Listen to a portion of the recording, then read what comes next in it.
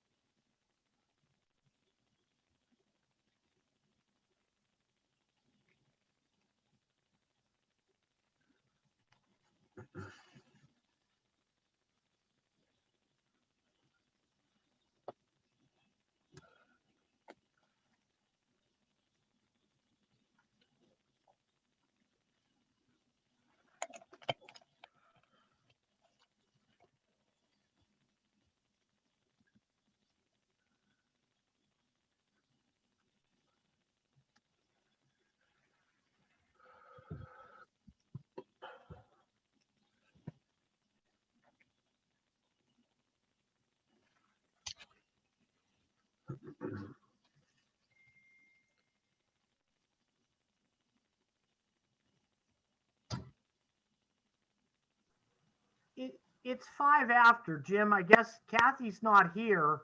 or I don't see her on. Do we want to start right now? Because we kind of, as tonight, we kind of have a time crunch with only a couple, or, you know, 2 people going to speak.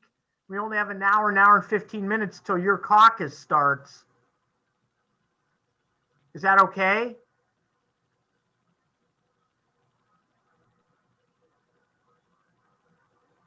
Jim?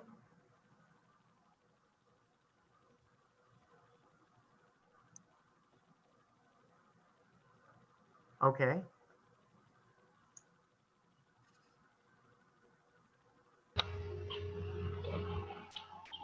Paul, Kathy's having a little trouble getting in. She'll be in the next 5 minutes. Okay, well.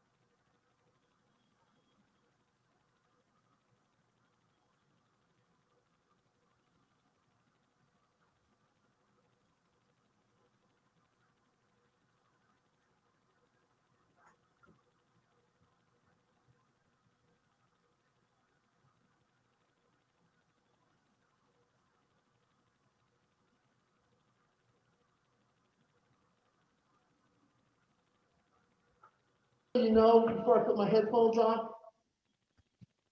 I'm already on. I'm gonna take myself off. You ain't kidding. Anesthesia's freezing. Okay, I'm on you guys. see what we got here.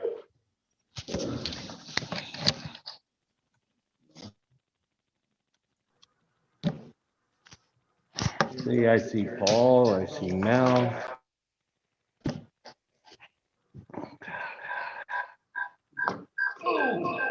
Turn that on and see Jim.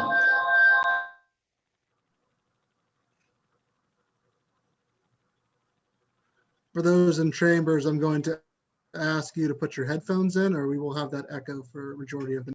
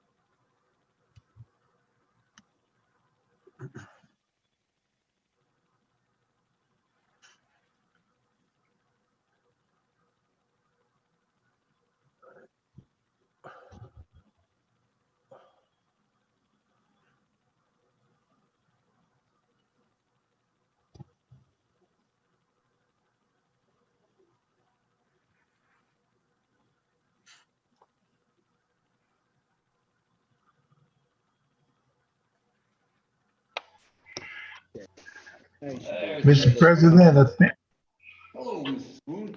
Hello, everyone.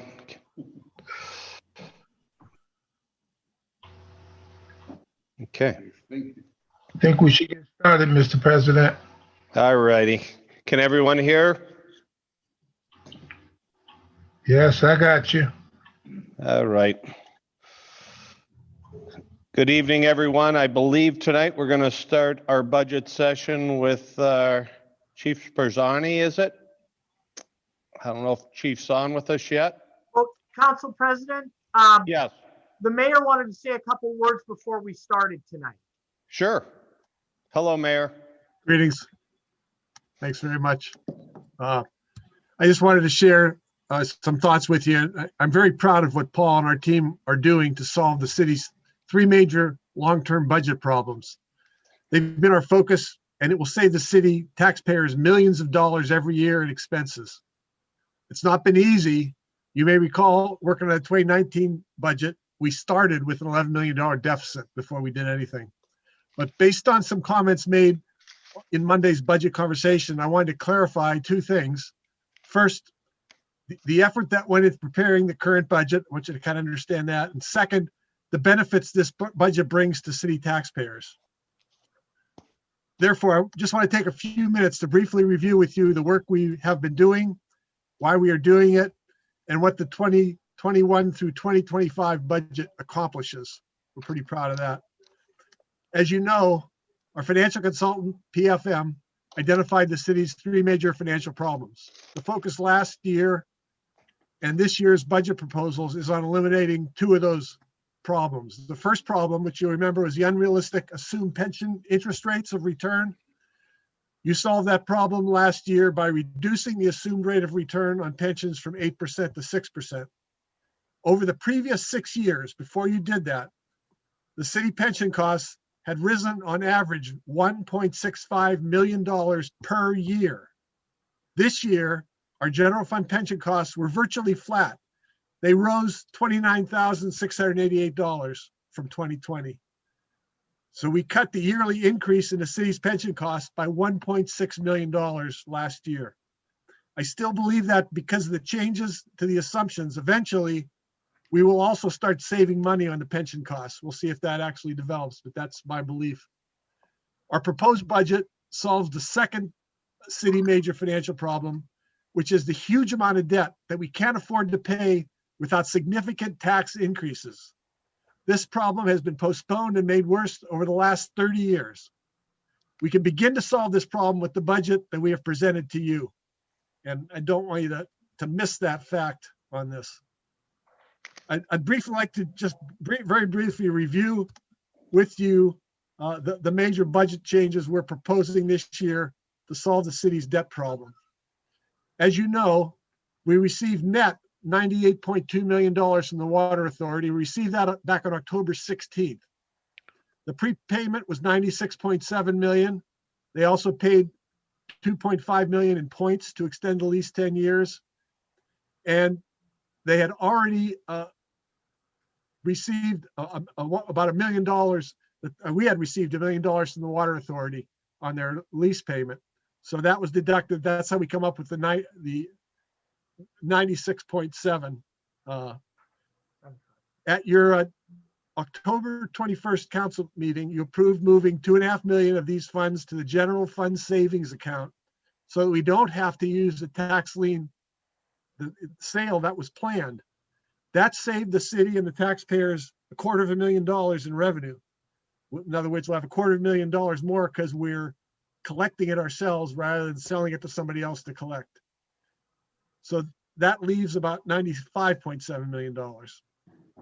We're asking you to take the following actions with the remaining $95.7 million. First is to move $3.5 million into the general fund savings account to cover this year's projected deficit due to COVID-19. That leaves, of course, $92.2 million. And I think it's on your agenda tonight. And we certainly talk more about this, but we're also asking you move $2 million into the business development fund that Chris Groner manages. That would leave $90.2 million. And that $2 million will be used to generate more city revenue by increasing business development in Erie. All those allocations, after those allocations, there's about $11.5 million out of the $15 million that we wanted to set aside to cover the deficits for the next couple of years. These funds will avoid tax increases as long as possible while we work to growing operating revenues. So there's a lot of work going on that among my staff as well. We expect those funds should last at least 2.5 years. So that leaves $78.7 million that we'd like to invest and use only to pay down debt. We would also like to invest the $11.5 million set aside to cover future deficits. We'd like to invest that as well. That would bring the total investment that we'd be making to $90.2 million. As you can see in this year's budget, we're proposing to move $6.3 million, a little over that, from balanced investment portfolio into the city's annual budget. The current payment from the Water Authority would have been $3.8 million. That payment goes up $200,000 every 5 years. As you can see, because of this change, we are net better off $2.5 million next year. Every 5 years, the net amount will go down $200,000 because the Water Authority would have paid us that much more. But even the last year, the city's budget is net better off by $1.9 million. So this proposed budget means no real estate tax increase for at least 2 years. And we are net better off by having an average 2.18 million more in income per year over the next 19 years. Add that income to the 1.6 million last year's budget saved us in the pension increases. The city is $3.78 million better off going forward than we were in the next 2 years if you approve what we have proposed for this year. There still is a lot of work to do, but we are making really good progress. In the first budget we presented to you in 2018, our 2024 budget deficit was projected at $23.2 million. The one we are presenting to you now has reduced that projected 2024 budget deficit to $8.4 million. But it will only be $8.4 million if we do nothing else. There are many other initiatives working on to raise income and reduce expenses. I'm also asking you to approve the increase in the quarterly bills for sewer. On average, that's $6 per year per user, and refuse, which on average is $10 per year per user. Think about it, that will only increase a little over $1 a month for users of both of those services. Over time, that is much cheaper than doing increases every 4 years, which has always been done in the past. And we're working on trying to quantify that for you. We haven't done that yet, but we will continue to work on that. So in conclusion, there's still a lot of work to do, but these problems have developed over the course of 3 decades at least. We are just 3 years in and we're making very good progress. We look forward to working with you on the 2021 through 2026 budget. And we'll meet with you as much as necessary to answer any questions you hear, and any suggestions you have, we will take seriously and get back to you on. Thanks very much for taking a couple of minutes to listen to me. I look forward to tonight's session. Thank you very much, Mayor. Does anybody have any questions for the mayor? Mayor, I have a question. I think one of the things that we need is we need your staff to review the recommendations in the PFM report and one by one to tell us what has been implemented. I know that you're talking about the pensions. Was there an attempt to get rid of the 575 plan or whatever that is, or to say it's going to be one or the other? There are many examples I can pull out of things that PFM recommended. I think I have my copy of it. I have it highlighted. I have, exclamation points next to a lot of things. I think that it would be wise for Paul and you, Renee, Lisa, whoever else wants to sit down with you, Kathy, she's the head of the finance committee, and go through those and then report back to us on exactly what has been implemented in that regard. It's great to say that the pension costs have been reduced. The reason it's been reduced is not just because of those projections, but because we had to increase that one tax. What have you done to address the fact that Erie offers both a pension plan and a 401k-like plan? That's just one of my many questions in regard to what PFM recommended. So you said that you're willing to have as many sessions as possible. I think that we need one whole session just to review the PFM recommendations, and keeping in mind, of course, that those recommendations were made before COVID. But the picture that PFM painted was not a pretty picture. You're right that the projected deficit has come down. You can say that you're going to look for more revenue and I guess additional expense cuts. I think we need to know a little bit more specifically what you're talking about, because what happens in 2024, 2025, 2026, 2027, and so forth. I hope that my council colleagues have looked at those projections, because I don't see how we're solving. We've solved some things. We haven't really grappled with the recommendations in that report and you haven't made those tough decisions. Well, we've made the tougher decisions first. That's what we're trying to do, where we have the most opportunity to save money or Okay. bring in more revenue. One of the things I want to ask about tonight, and this is something that Kaz would ask if he were still on council, because we're going to be talking about the police. So I went through and I made my own spreadsheet on the brass in the police department. I think that there's like 59 people have some type of rank. And I think that was one of the recommendations from PFM. 50, that doesn't count the detectives. The average, when we have somebody like a county councilman saying back the blue, I invite Dan Shank to come to a city council meeting while he's saying he's from Harbor Creek. He hosted a Back the Blue rally in Northeast. This is a person who lives in a municipality without police protection that we're paying for because we're paying for state police. So the average salary for the brass, and this includes the chief, the 2 deputy chiefs, is $95,710.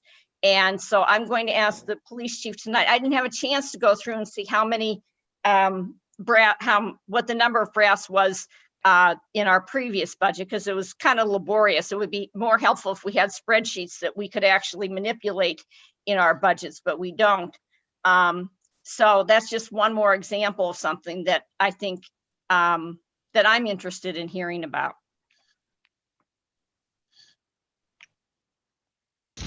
Hey, Liz, and Mayor, I actually do have a breakdown.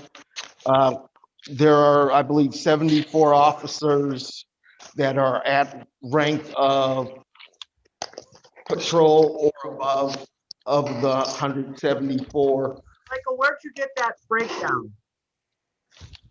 Out of the book. Thank you. Page 36 of the budget handout book shows that list. Yeah, and so if you really wanted to know, we have 31 sergeants, 19 detectives, 10 lieutenants, 11 corporals, 2 deputy chiefs, 1 chief, and 1 inspector, by my numbers. So.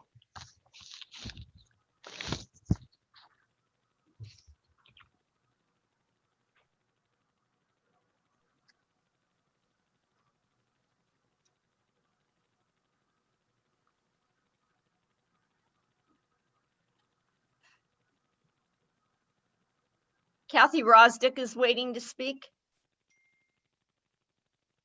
She asked Frank to let her in.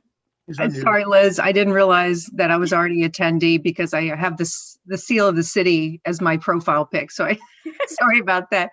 I did want to address your one question. At least it's a start, but we are applying for the early intervention plan phase 2 funding to begin implementation of the EIP plan.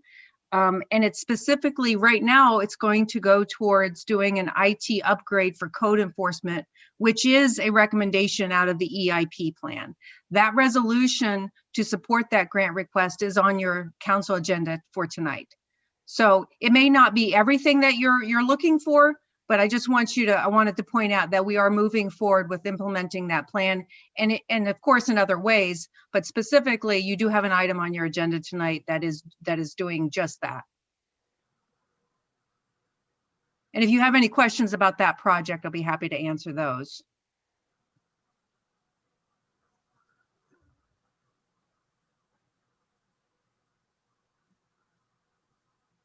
I'm sorry, did everyone hear me? Yes, we can hear you. Thank you. Yes, we can hear you. Thank Kathy. I'm using my cell phone tonight because my computer wouldn't allow me on, and so I don't have easy controls the way I do on my computer.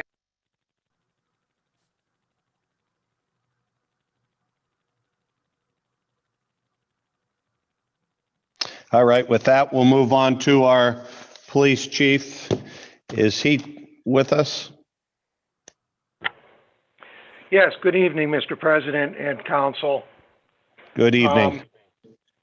I want to thank you for having me here tonight for this. Just a quick overview of what's been happening this past year, and obviously the big issue of where we stand with COVID. But just three quick things. I think one of the biggest cases that grabbed the citizens' attention were the bones found in Frontier, and recently we were able to get DNA and identify that individual. It's great that we've been able to give the family some closure. I am concerned that there are a significant number of bones unlocated, but that was one of the major issues in the city this year that I wanted to at least say that we've gotten a partial answer on. Second, we've been talking about the gun violence for years. We've been doing a very good job at over the past several years through Unified Erie, the gun violence reduction strategy. Those numbers have been going down until this summer.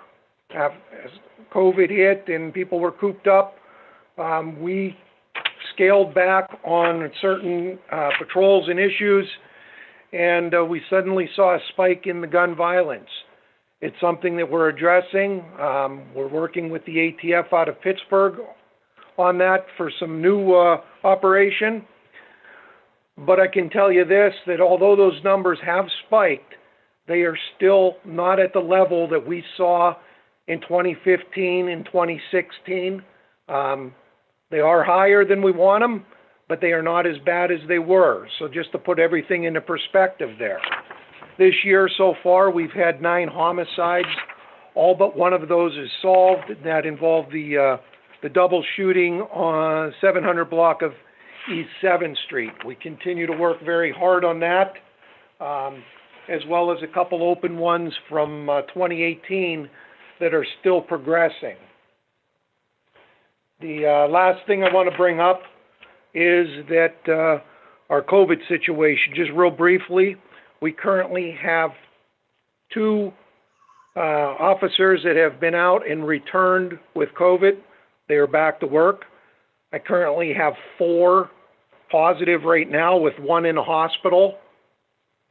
Is not expected back for some time. And I have 5 under quarantine, waiting pending tests. So I know on our Friday meetings, we've been very lucky for many, many months here that our precautions have worked. We've kept it out, but unfortunately, the community's seen a large community spread, and that also infects the City of Erie Police. With that, I can tell you, as far as the budget goes, that currently we are looking to come in under the budget for this year. COVID in the next 6 weeks, depending on if these numbers go up or not, will make a big factor. Our overtime budget right now, with 6 weeks left, has over $250,000 in it. Now, obviously, during the holidays, we do use a little bit of extra, but we are hoping to see a significant final number there. But again, that could also depend very highly if many officers go out on COVID and we have to backfill. That could, it could ruin things, but right now we're projecting in 6 weeks that we're going to come under our budget. So I thought that was some good news that I wanted to pass on.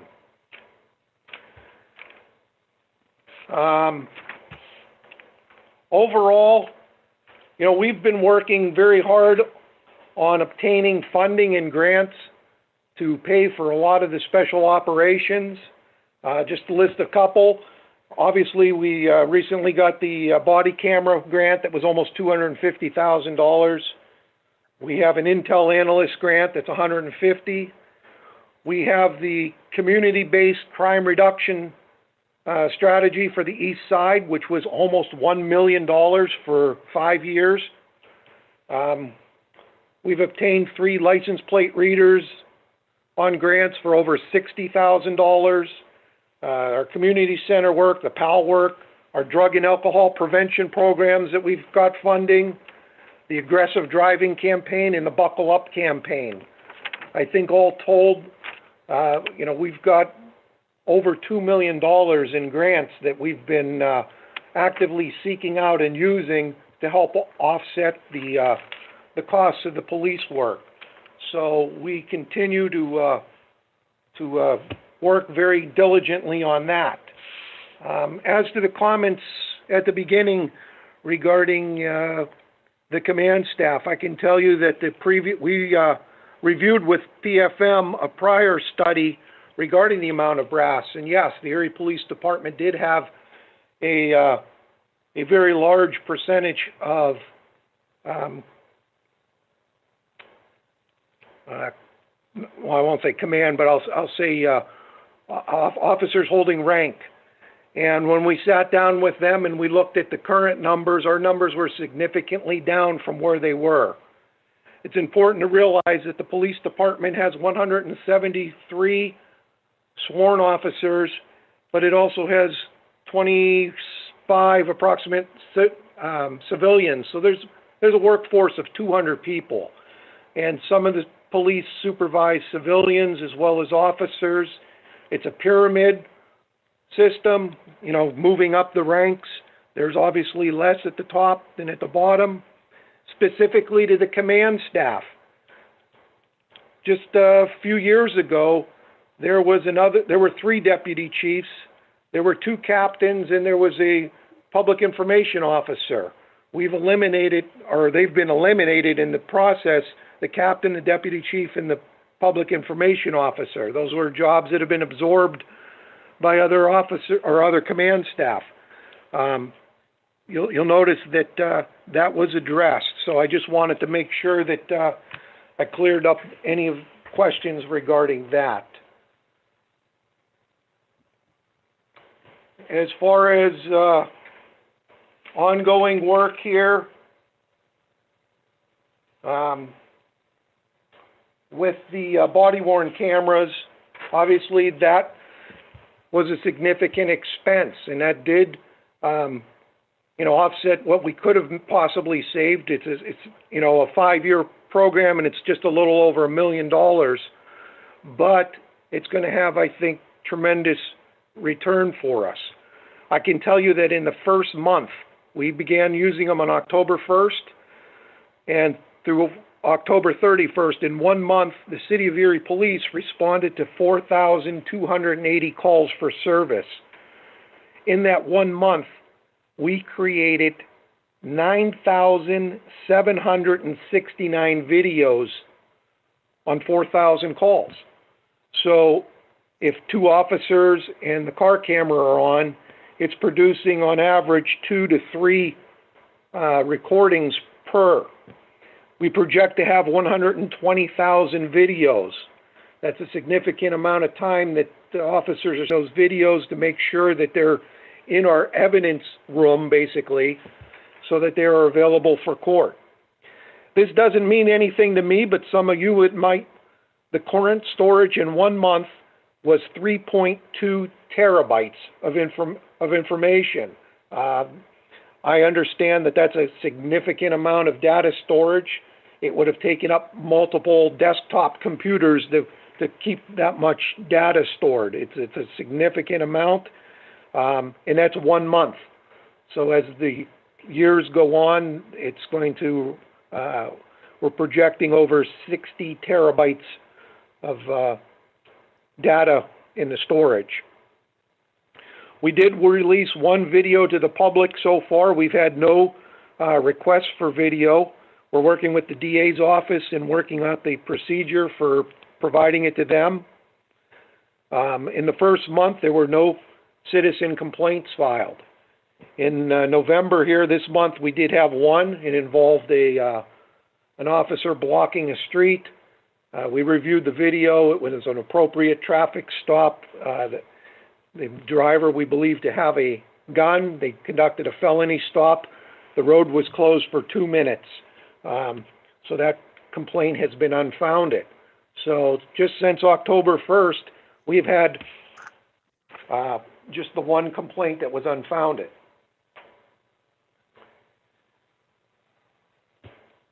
As far as trying to increase money and funds, we're looking at a significant improvement with the parking tickets. Finance Department has gone forward and got the group that's doing the collection of the older tickets, and we've continued an aggressive campaign here in the police department as we added those license plate readers. And I've talked about, so far we're up to 2 of them. Those are enabling us to locate the cars that have those outstanding tickets and send the boot officer to deal with those in a more timely fashion, so the list does not get as bad as it did over the past, 10 years. So we continue working on that, and I think Paul can tell you that the fines from the boot and the collection of those past tickets is up significantly compared to where we've been. We continue to cite for false alarms. We do run a lot of calls that involve false alarms, and we continue to cite owners of businesses that let their alarms go off continuously, where we have to keep responding. We're daily looking at restitution orders that we can get money back during cases. Some of the costs associated with investigations, we work on doing that. Fingerprinting fees for the individuals that have to come in. Our crash reports are now available online, and there's a fee attached with that. So we are doing as much as we possibly can on that side.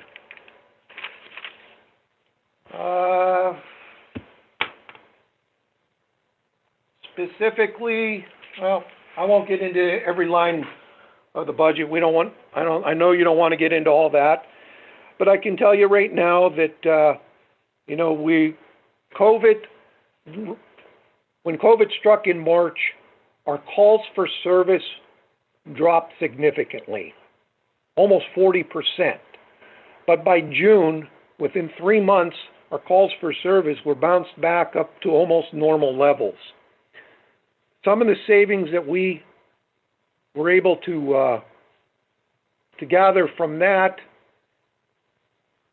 have lasted us, but unfortunately, now that we have officers going out on COVID, and so far most of them have only been out 2 weeks, which was, we've been able to weather that storm. Right now, we have one officer that's actually hospitalized. We're not expecting him to be back for at least a month. Hope, all things considered, we hope it's a quick recovery.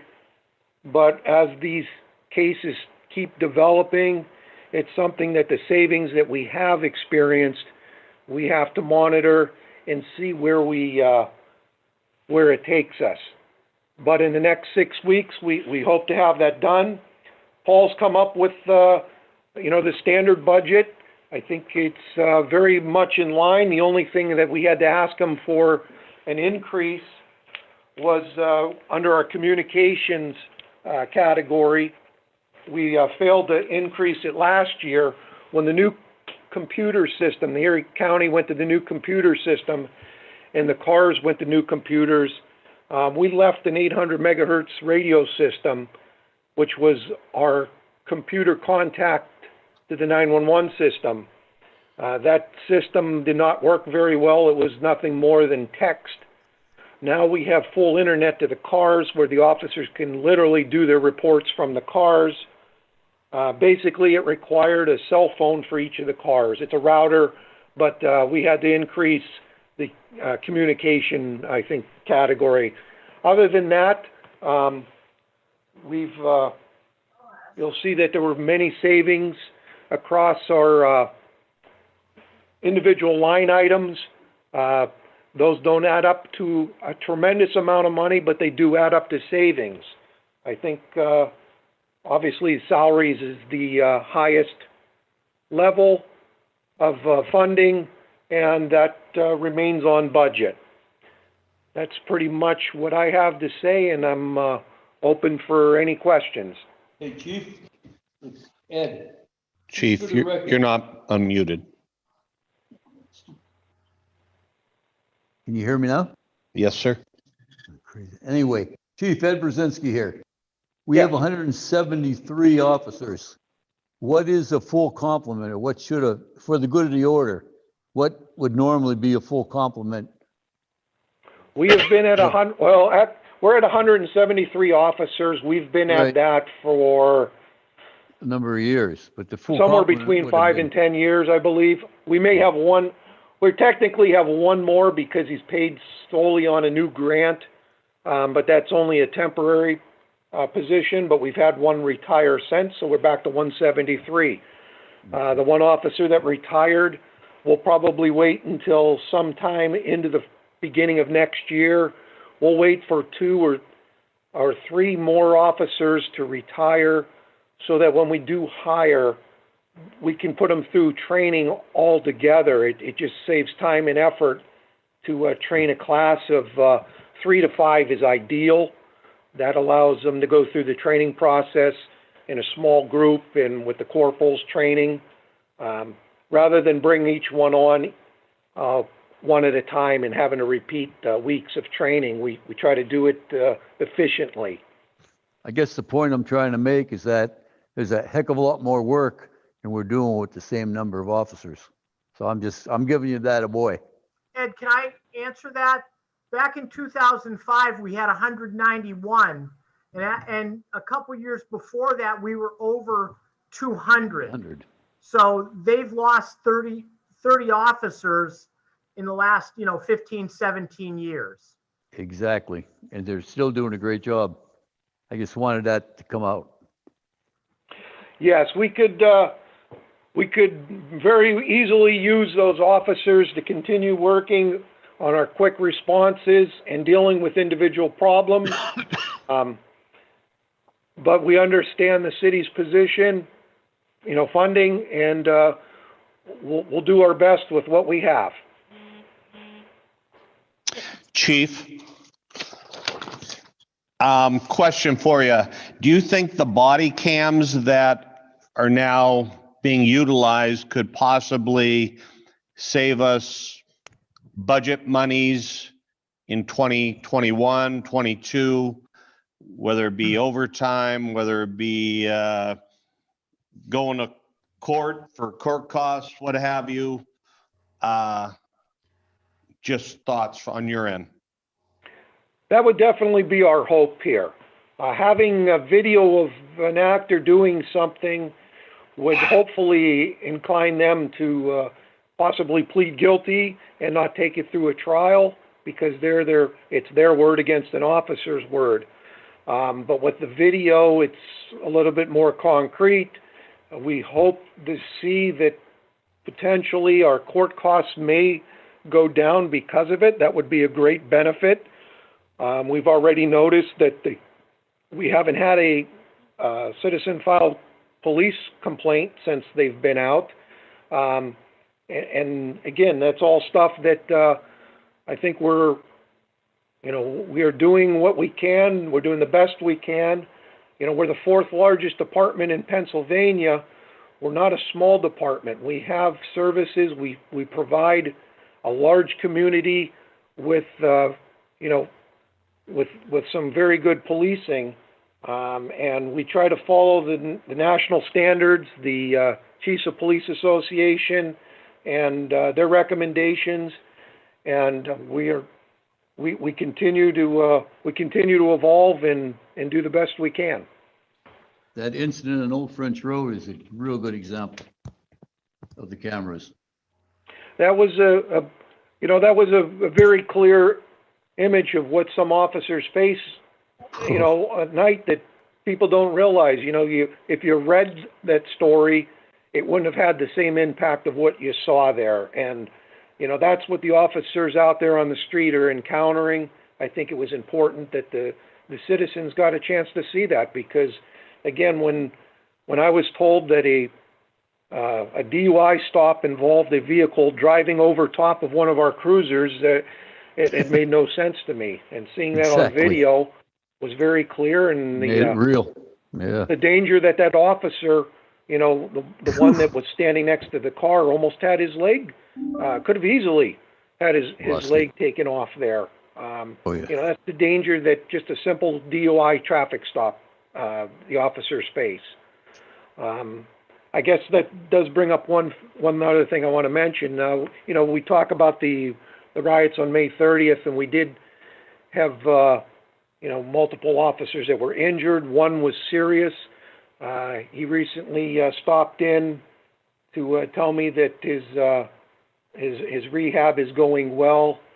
He has another appointment in December, and we keep our fingers crossed that he'll be able to return to duty in the near future. But again, that's one of those dangers that you just never know.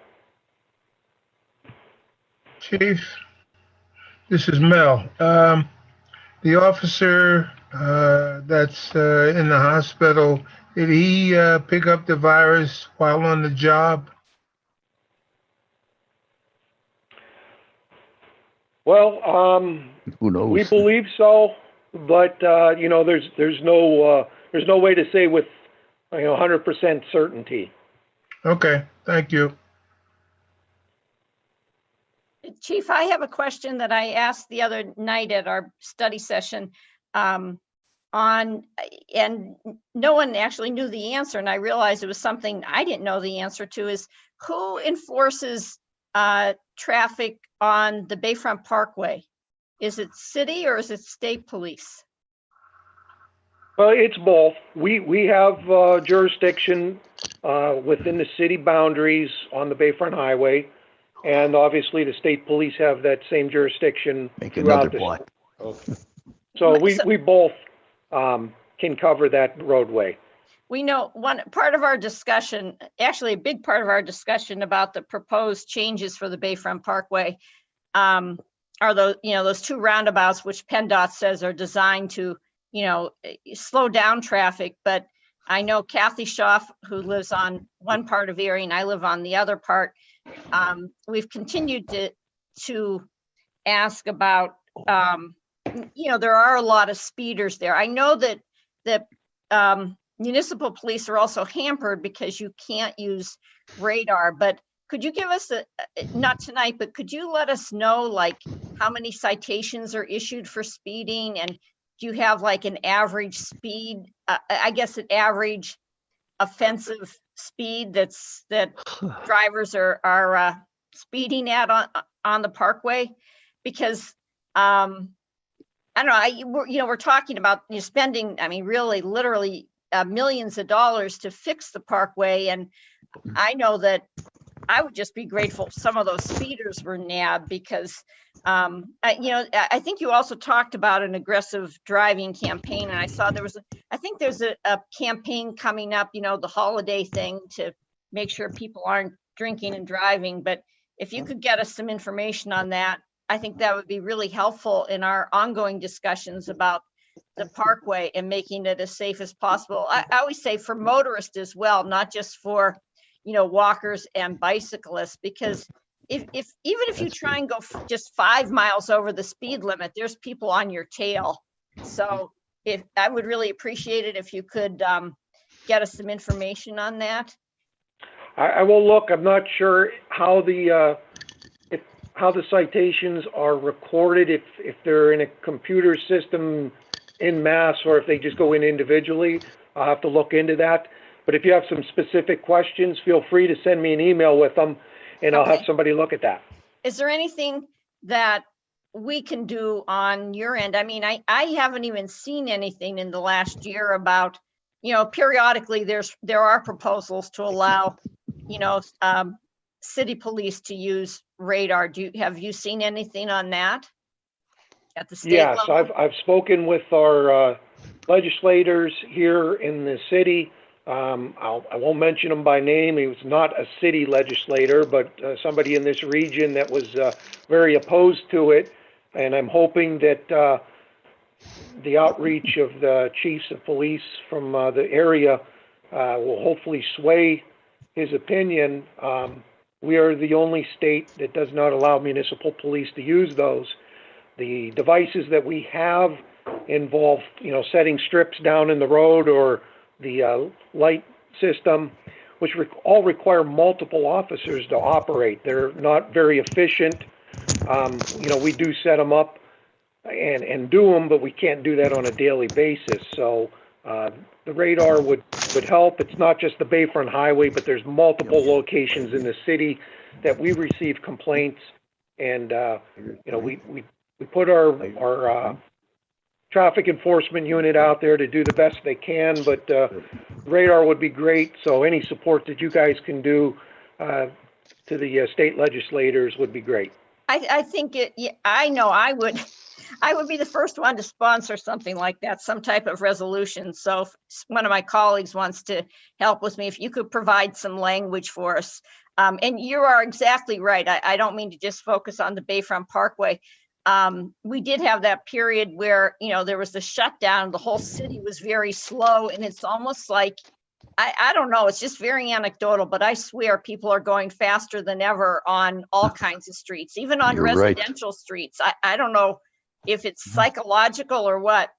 And it may involve the fact that there were less cars. Yeah. I remember distinctly driving home March, April, and May, and the roads were pretty empty. Yeah. And I think when people started coming back, they saw less cars around and just thought they could go faster. So I agree. I believe you're right. And I had one more question, which is not really, kind of related to what Mel asked. And I know that, when we first started seeing COVID numbers, that you had asked for information from, I believe from the 911 center on, positive cases. And I wondered if you've had to institute or,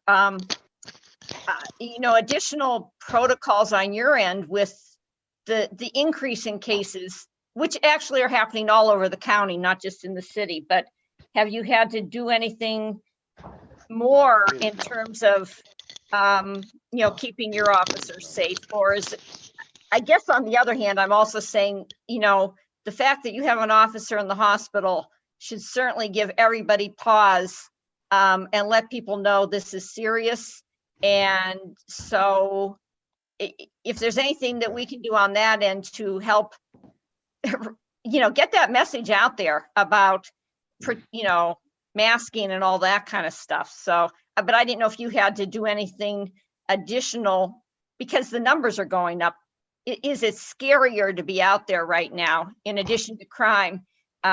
Is it more frightening right now, or maybe not frightening, but a little bit more caution because of what's going on? Kind of a broad question, but I think if you talk about it, this is a good forum to let people know what the consequences can be, including today. Right. Yeah. At the beginning, we saw very limited amount of cases in the community, and officers were concerned for the family, the co-workers themselves. But as it continued and as it grows, we did tremendous amount of work in 2 weeks back in March, rewriting a lot of our policies and procedures in how to deal with certain calls. We're trying to do more via the phone rather than in person. We're dealing with prisoners, handling them differently. They're not being passed off to a second transport officer. You know, the officers have to transport their own arrest. So it ties them up longer because they have to deal with the prisoner, get them booked in, then they can go do their reports. Before, there used to be like a shared, everybody kind of pitched in. They handle different parts of it. Now we don't want that because we want to keep it, should we find out that prisoner is positive, then we want as less amount of people that physically deal with them. With the courts backing up because of no jury trials, there's a ripple down effect. It's affected us tremendously. We've had more procedure changes because of COVID than anything I can think of in 30 years on the job. Okay. Well, thanks for, adapting and being nimble and, having to Jumping over continually innovate. Thank you. Is Mr. there? President, Yes, sir. I just want to say that when Ms. Allen submits that resolution, I'll be more than happy to second it. Thank you. Appreciate it. Thanks, Val. Is there any other Yeah, I have some items? Sure. Okay, first, Liz should like this one. This is from the PFM. So the police contract is being negotiated at this current time. Can you tell us if the extension of the period for a police officer to get to first class is or is not still on the table within the negotiations, lengthening that length of time?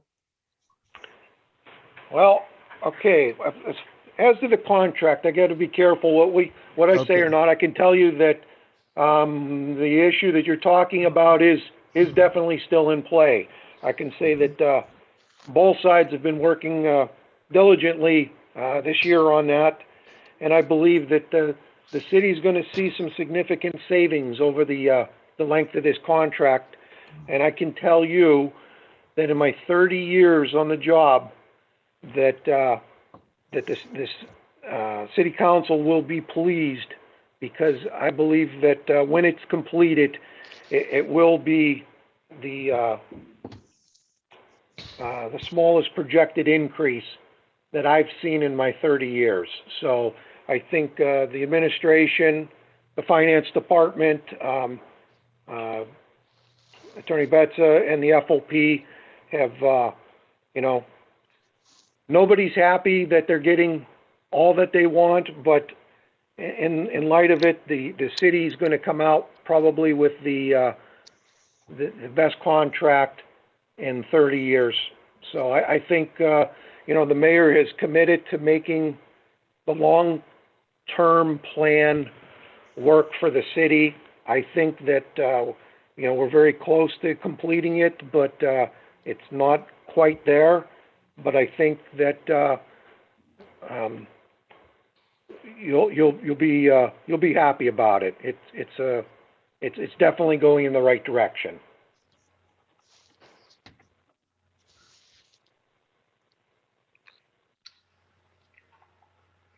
If there's no other questions from council, we want to get your colleague on the fire department side in. Sure, Mr. President. If I can give just one last closing, I don't get a chance to talk to all of you at once. Certainly. I'm hoping to try to reschedule. You may have recalled an email that came from John Villa out at the police academy, and they have a virtual reality machine there that it's being used to train officers. And we wanted to do a little, half-day scenario with council. Unfortunately, the date we had lined up didn't work for anyone. We hope to reschedule that sometime in January or February. I'll try to maybe solicit some of the dates or times that you guys might be better, that maybe they can do. But I think it would be a tremendous asset to help you understand a little bit, in a very short time, we could show you some stuff here that would help. And with that, I thank you very much. Thank you, Chief. Do we have Chief Welko with us yet? Yes, I am. Good evening, sir, and welcome. How are you going to save us money?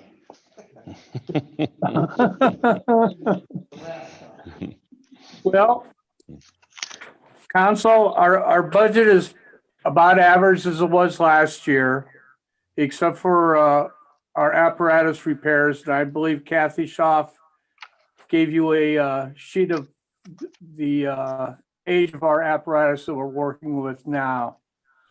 I just want to point out that the National Fire Protection Agency points out that a frontline rig should only be in service for 15 years and then as reserve for 10 years.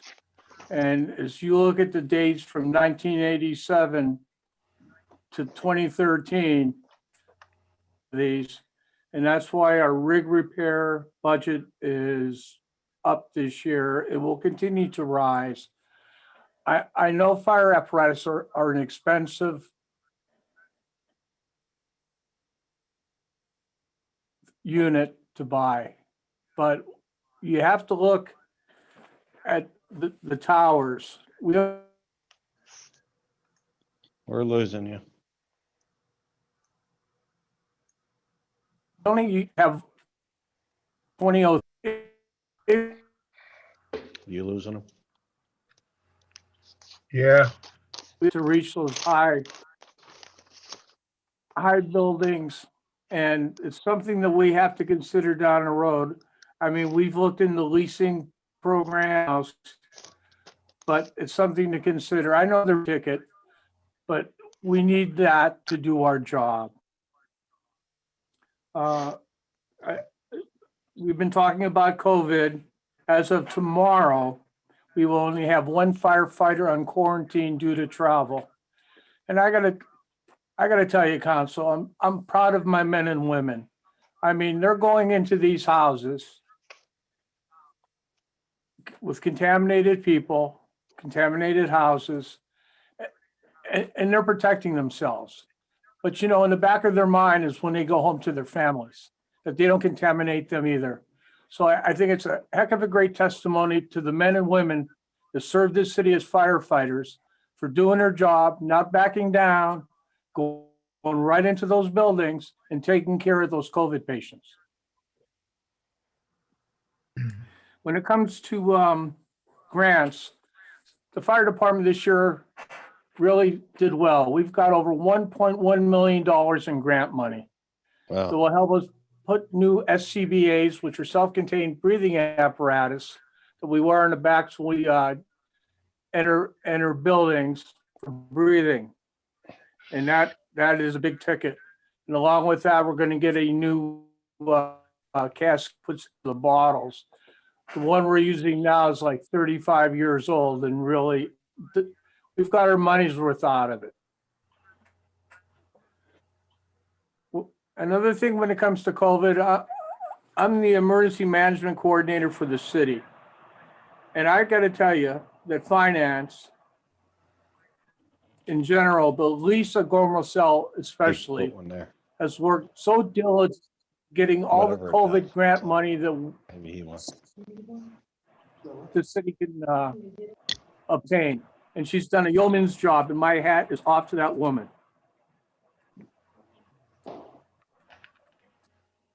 And I won't be as lengthy as Chief Dan, but does council have any questions?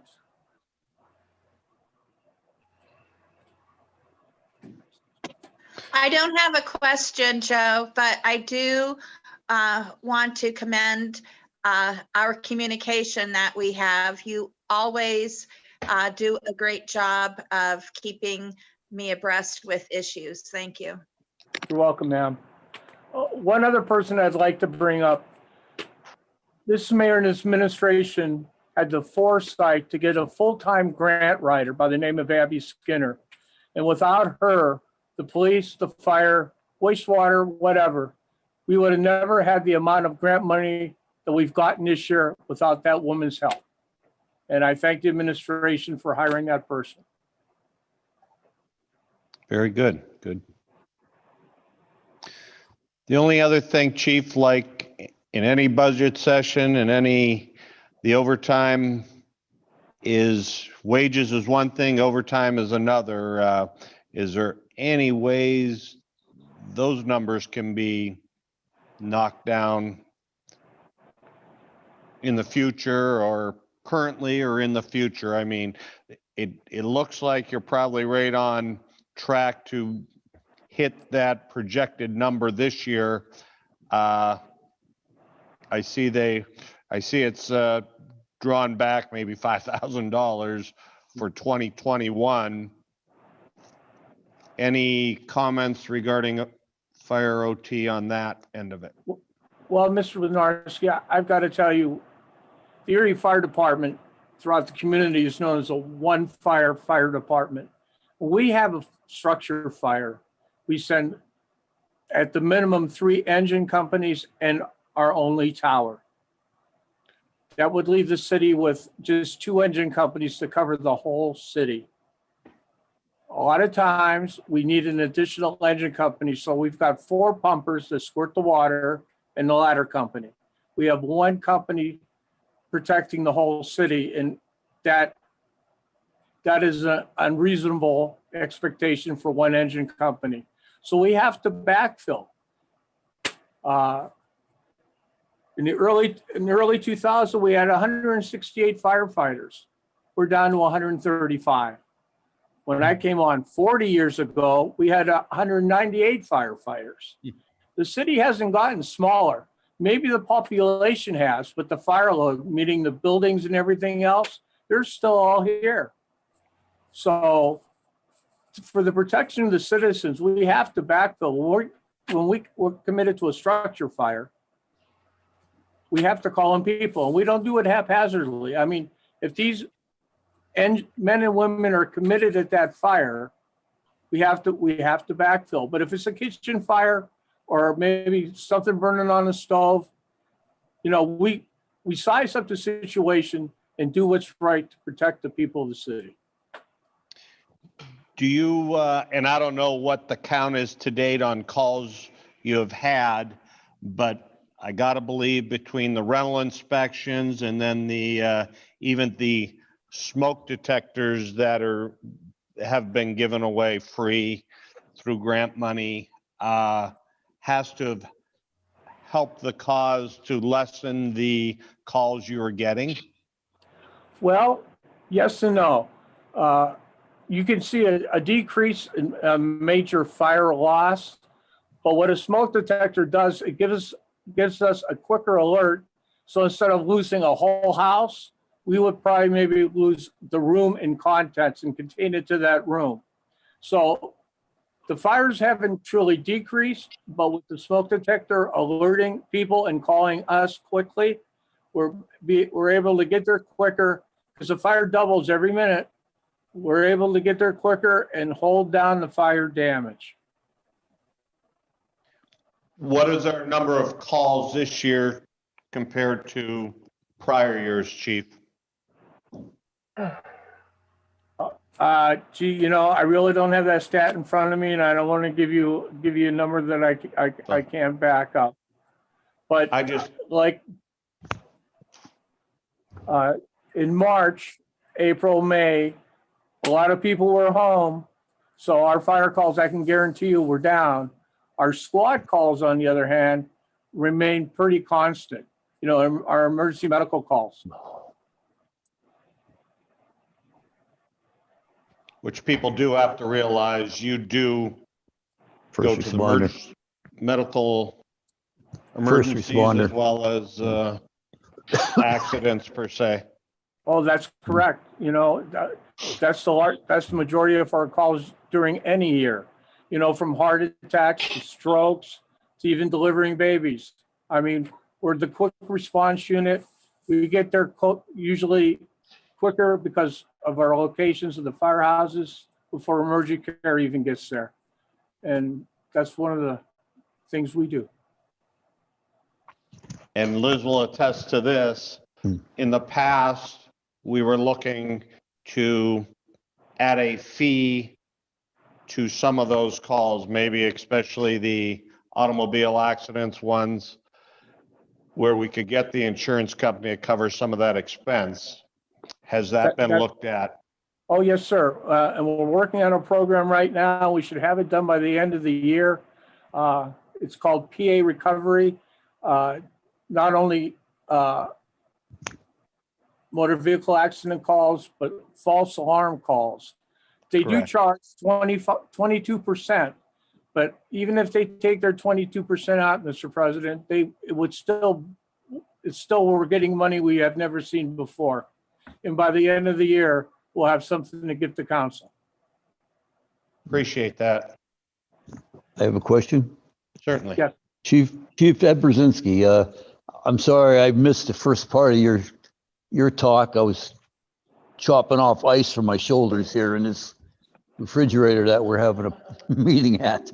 But did you mention the fact of how much money you're actually saving us with I won't mention the fire person exactly because I don't want to embarrass him, but he's been doing a heck of a job of procuring money through different grants.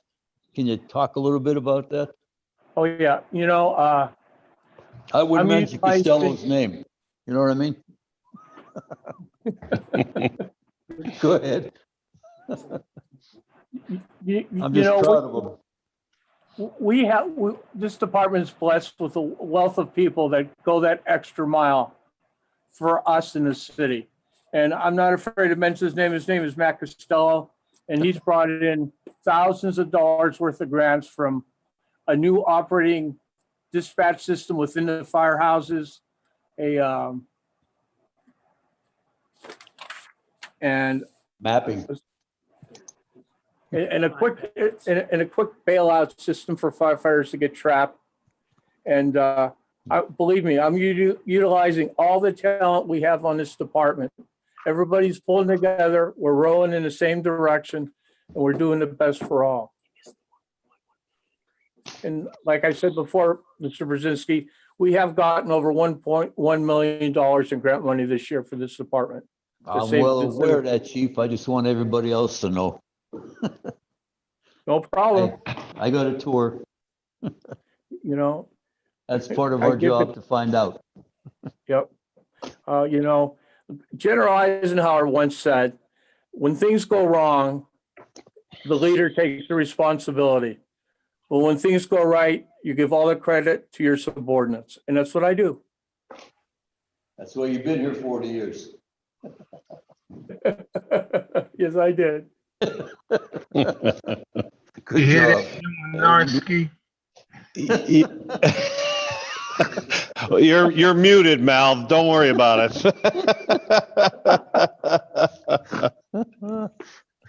Is there any other questions for Chief Falco?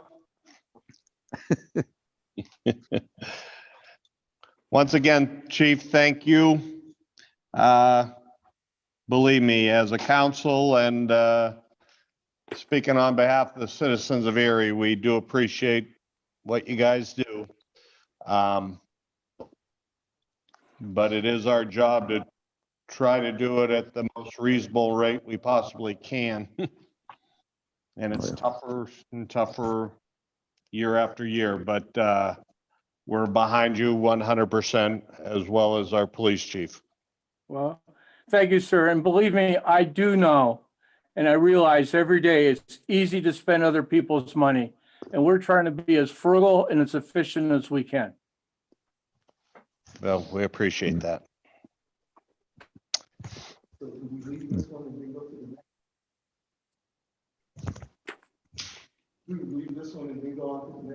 We'll take a 2-minute recess and go to our caucus meeting. All right, colleagues? Sounds good. Sir, yes, sir. Thank you. Thank you, council.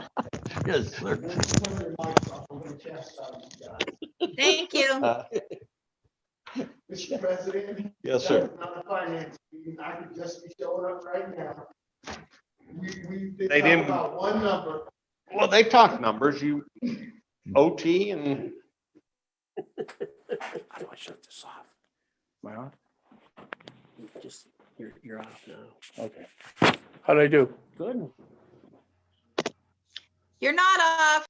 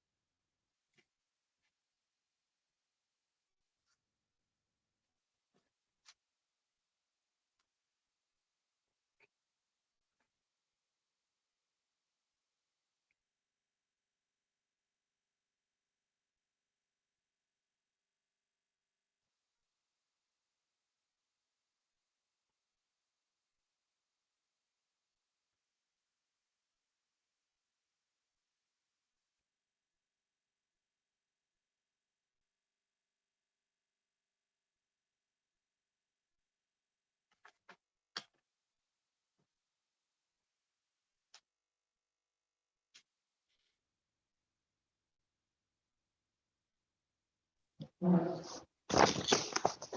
right, we're still waiting for Mr. Keys and Brzezinski, but they're on their way in. Yeah,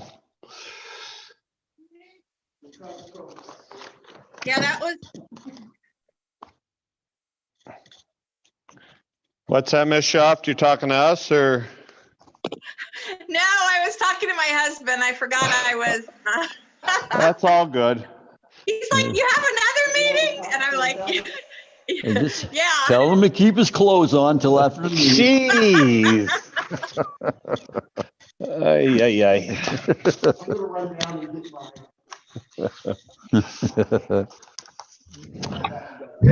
Larry's all well. We are on live TV, I believe. And we are freezing, I believe. Okay. Is there anything in particular council wants to talk about that's on the agenda? I know we do have Mr. Groner on, which I appreciate. Chris coming in. But before we get to Chris, is there anything else on the agenda? Well, we're being asked to adopt the budget on first reading, correct? Yes. I'm not ready to do that. I also see that despite our resolution about how street renamings should come before council, nothing against Bruce. I like Bruce. I actually wrote a column about Bruce many years ago after his wife Patty died. But here again, we have a renaming of a street. It's like we're passing resolutions and nobody pays attention. So it's okay.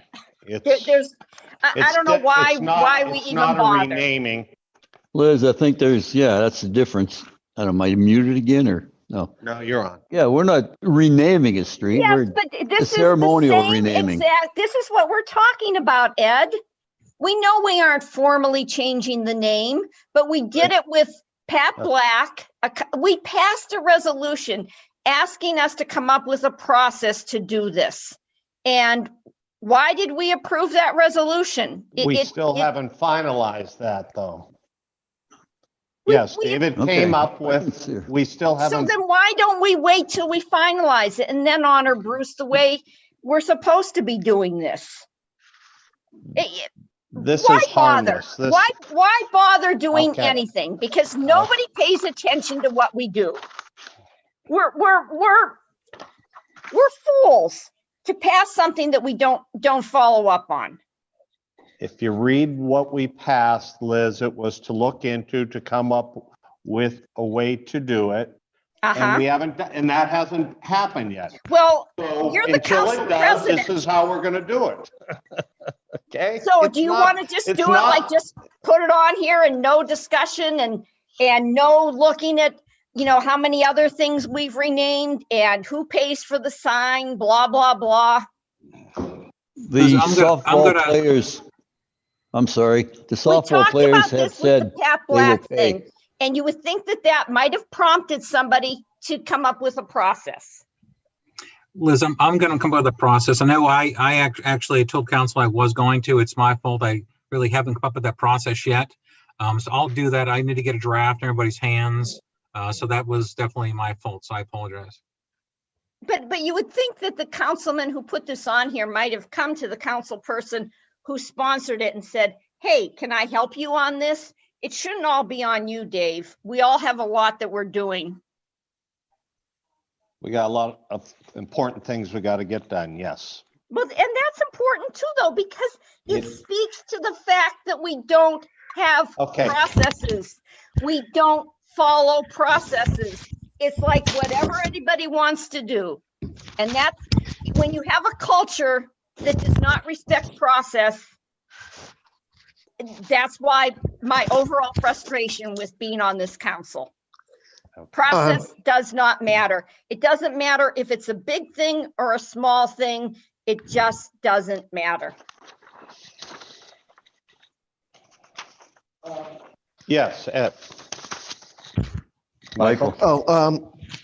Well, I would like to comment on it. I think that it's a great honor, and anyone who is sponsoring or wants to sponsor a resolution, it would be my hope that, you know, that they would bring it to council members individually ahead of time, and, you know, like even without an official process, a little memo on who the person is, what they've done, and why this particular place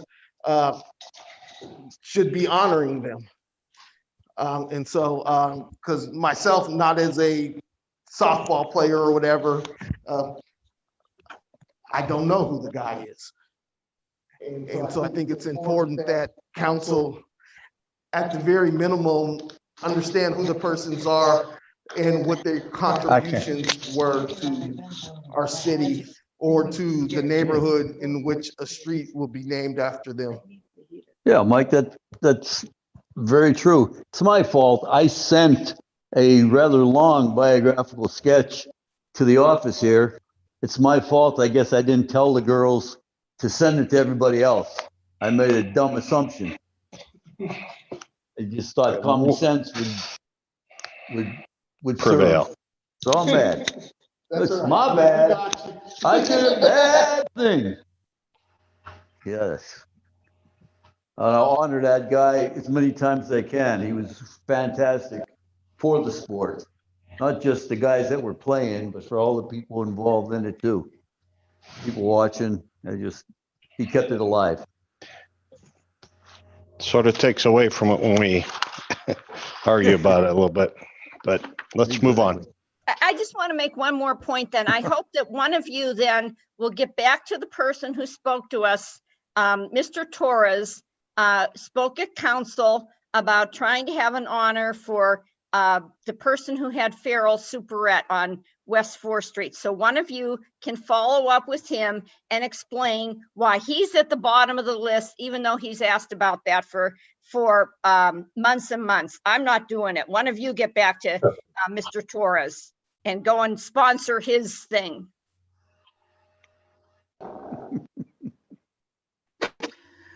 On another note, would Chris Groner, would you be willing to do a little spiel and explain to the people who are listening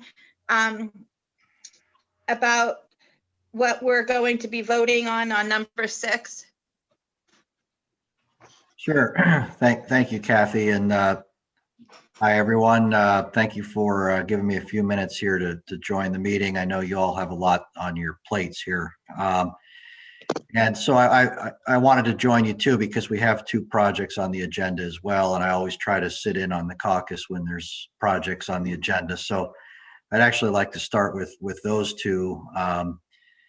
There's one project with a local practicing chiropractor on the agenda. He has chosen to invest, continue to invest in his practice on the east side. He's purchasing a building there on Conrad and is making an investment in new equipment as well. So our fund is participating in that project. That's an example where it's difficult for a bank to do the entire investment. So we are coming in, and you see I have a memo attached, at least I hope you got that, for what our portion represents. So I applaud him for taking on the project. The building he's buying is in real tough shape, but he is making that investment, and we need more of that in the city, especially the east side. So we were real happy to support that. Second project on your agenda is actually a small business on West 18th Street that in recent years has sort of plateaued. It is now under new ownership. I love this story as well. This is an individual who doesn't even live in Erie, but is choosing to invest here We've met numerous times. I've had numerous discussions. He's still emailing me this evening. I'm looking over at my computer here. We're working on a second phase of financing as well. But he's bringing a new technology to his business. It's got tremendous upside. And I love when we're able to attract investment into the city, and especially new investment that's not here currently. So that is the other request on the agenda for this evening, and that is for an equipment upgrade. There'll likely be some additional requests related to his company and this new ownership group. So those are the two projects tonight.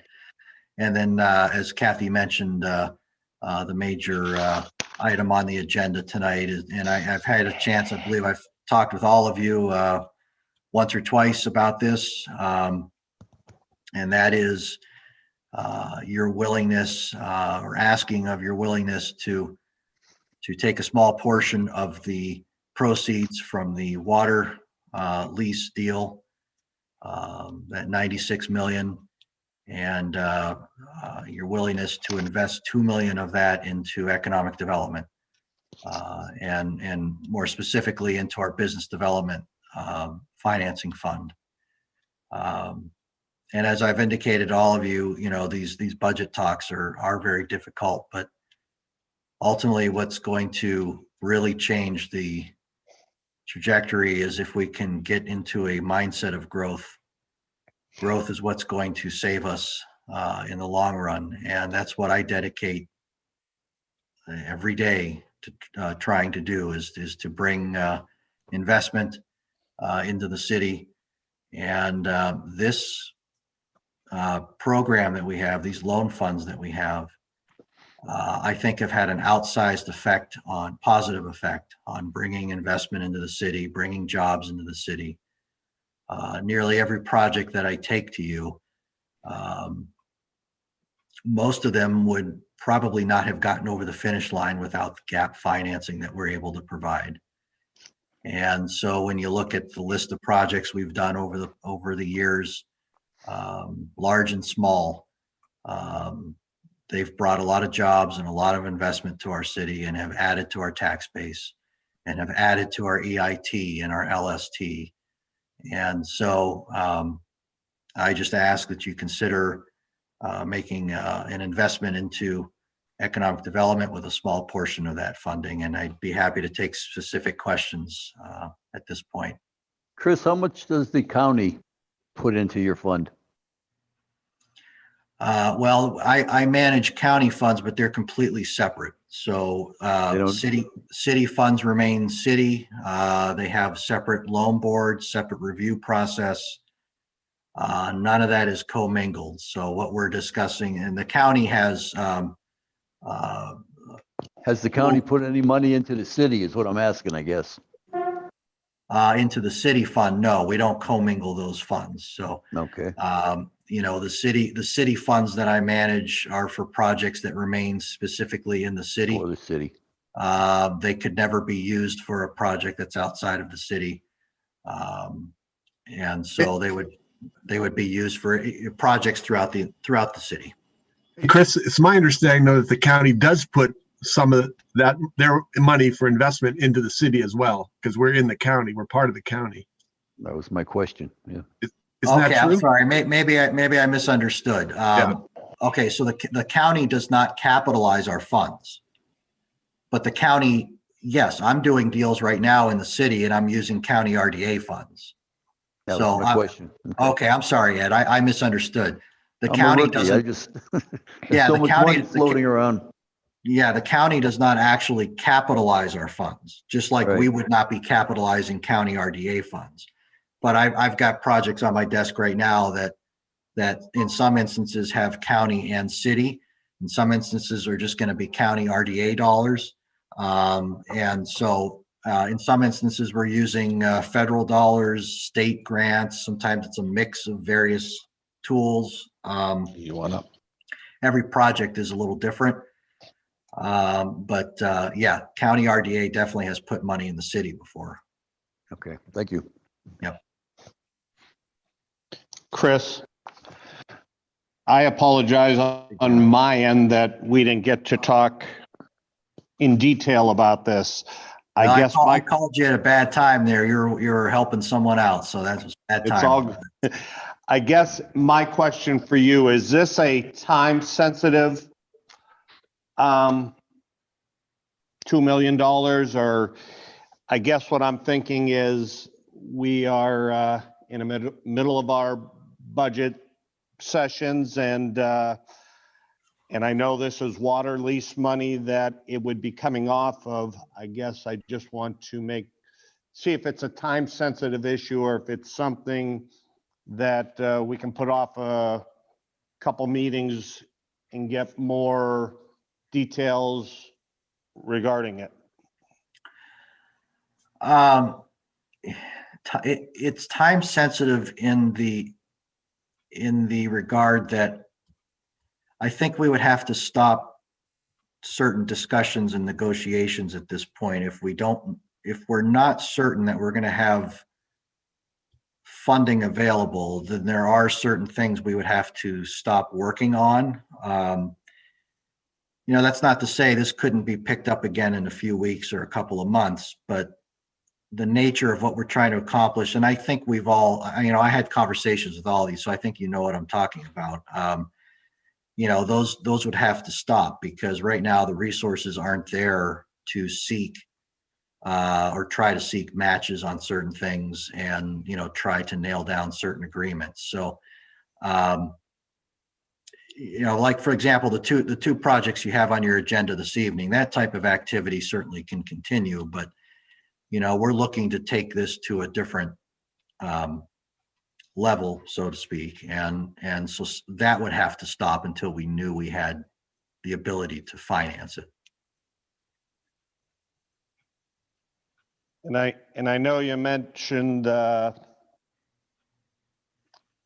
this has helped for many of years. I don't know if we've ever had something as a council other than the report where people are paying us back at whether it be a 3% or 3.5%, where most of our loans out to these establishments have been paid back or are being in the process of being paid back. But I guess what magnitude it has in the people working in the city, the taxes that are being paid in the city. And I don't know if you have that type of spreadsheet or something that we could see at some point. Well, so I've never been able to stop and do a real deep analysis of that, but let's just look at some of the projects over the past few years that our funds filled a critical gap. And it's safe to say these projects likely would not have happened. So you look at VelocityNet, for example. That's nearly 100 jobs on 10th Street in the city that if economic development funding would not have been available, that project wouldn't have happened. And I believe Joel would be the first one to tell you that. So that's 100 jobs there. If you just factor just the EIT and the LST and the property taxes that are generated from just that one project, it far outweighs what our investment, and we're getting our payments back. It's not as if it was in the form of a grant. That's the beauty of providing access to capital, is that you don't have to do giveaways. Most businesses, if they have access to capital, that's what they really need. We don't have to be giving the capital away. We have to be providing access to it. And so a lot of times you hear about, a lot of programs that are real heavy on the grant side, and grants are important and we need those in some projects. But usually for a lot of these projects, just simply providing access to capital gets the deal done. And so the beauty of that is we get it paid back, it revolves, it grows over time. And so, like I said, you look at a VelocityNet. If you go back a few years before that, Smith Provisions, when they moved into the city, they were not a city business. Those jobs were not in the city. That production was not in the city. They are now. And it was our enterprise zone funding that helped to get that project over the finish line. It helped to finance their production facility on West 20th. And there's a lot of examples. I'm not going to remember all of them, but even like an Onyx over on Bacon Street, where they were not a city business, and those 38 jobs that came over, that funding was critical to get that off the ground. MCPC coming in from Cleveland, Logistics Plus expansion with the Times News building, and then the small businesses we've looked at too. So, and I'm do sorry. you think at some point we could get some type of spreadsheet because of course, you're going to give us all the positives, and I appreciate that. There's probably some that didn't make it, or there maybe been a business that could have used that and didn't get it and is not in our city anymore. And I'm going to run the risk. I'm going to run the risk of jinxing myself. Don't do it. Every loan in our portfolio has survived, and we have a 99. And I did calculate this out because I have to report to the state. We have a 99.9985% payback performance. We've got tens of millions of dollars we have lent out, and we have a default of about $18,000. Which represents a few days worth of interest. So over the years, and I thank our loan board for this. We have a very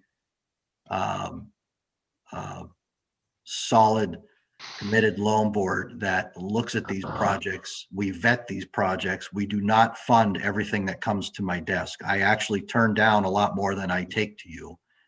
I would love to fund everything, but the reports that we generate, when you look at all those businesses that we lent money to, they are still here.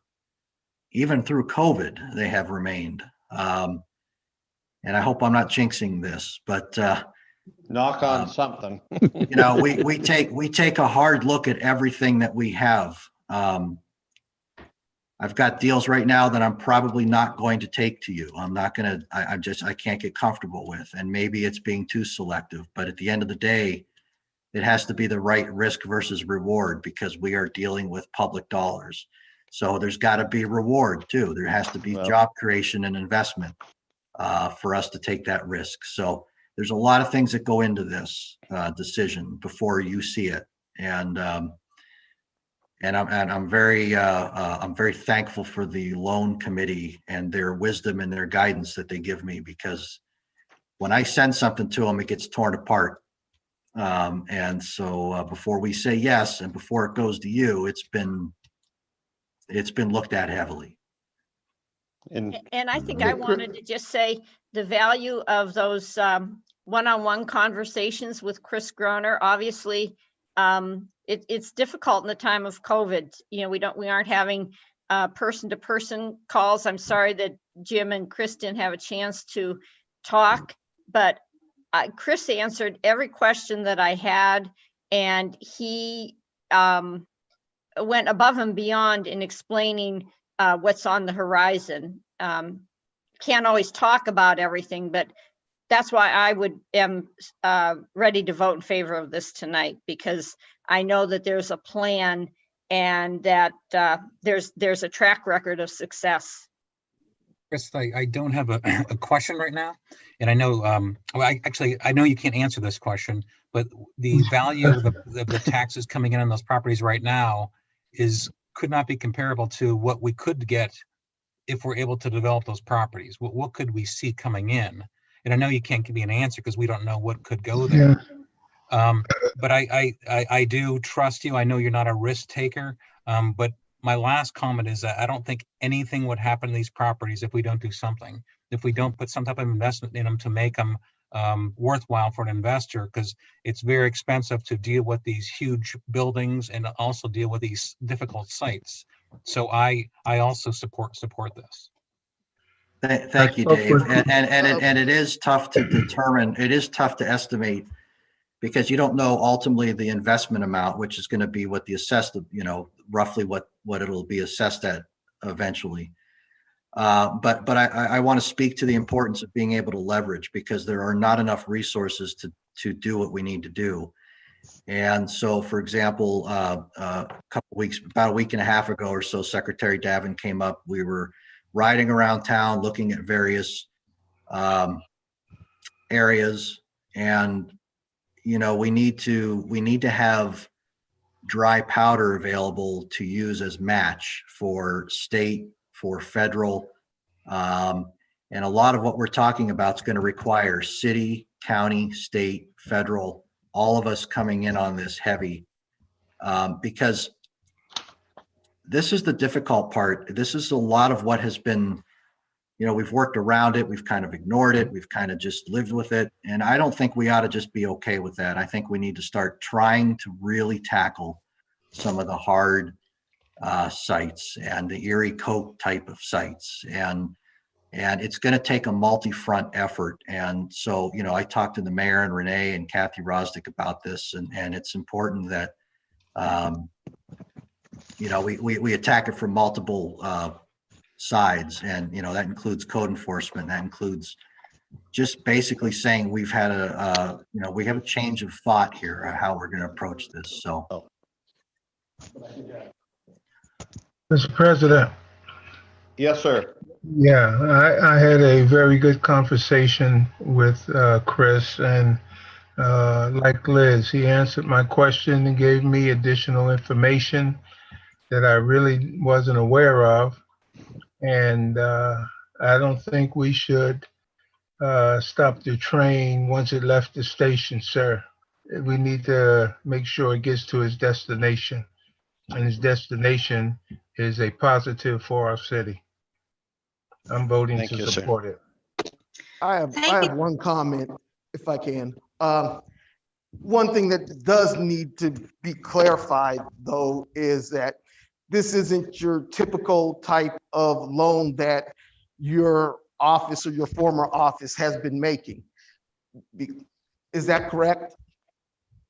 That's correct, Michael. And the reason for that is because a lot of these projects that we are discussing potentially could take years if we're finally going to turn some of this. And that's going to require patient capital. Years and millions of dollars. And so we need upfront capital to try to match other resources, and we need patient capital to give time to redevelop, because you're not going to generate revenue right away. So you're right, Michael. It requires a patient structure, a patient capital structure. And it's a lot different than, for example, the two projects you're looking at tonight, where those are paybacks and they kick in, after closing. So.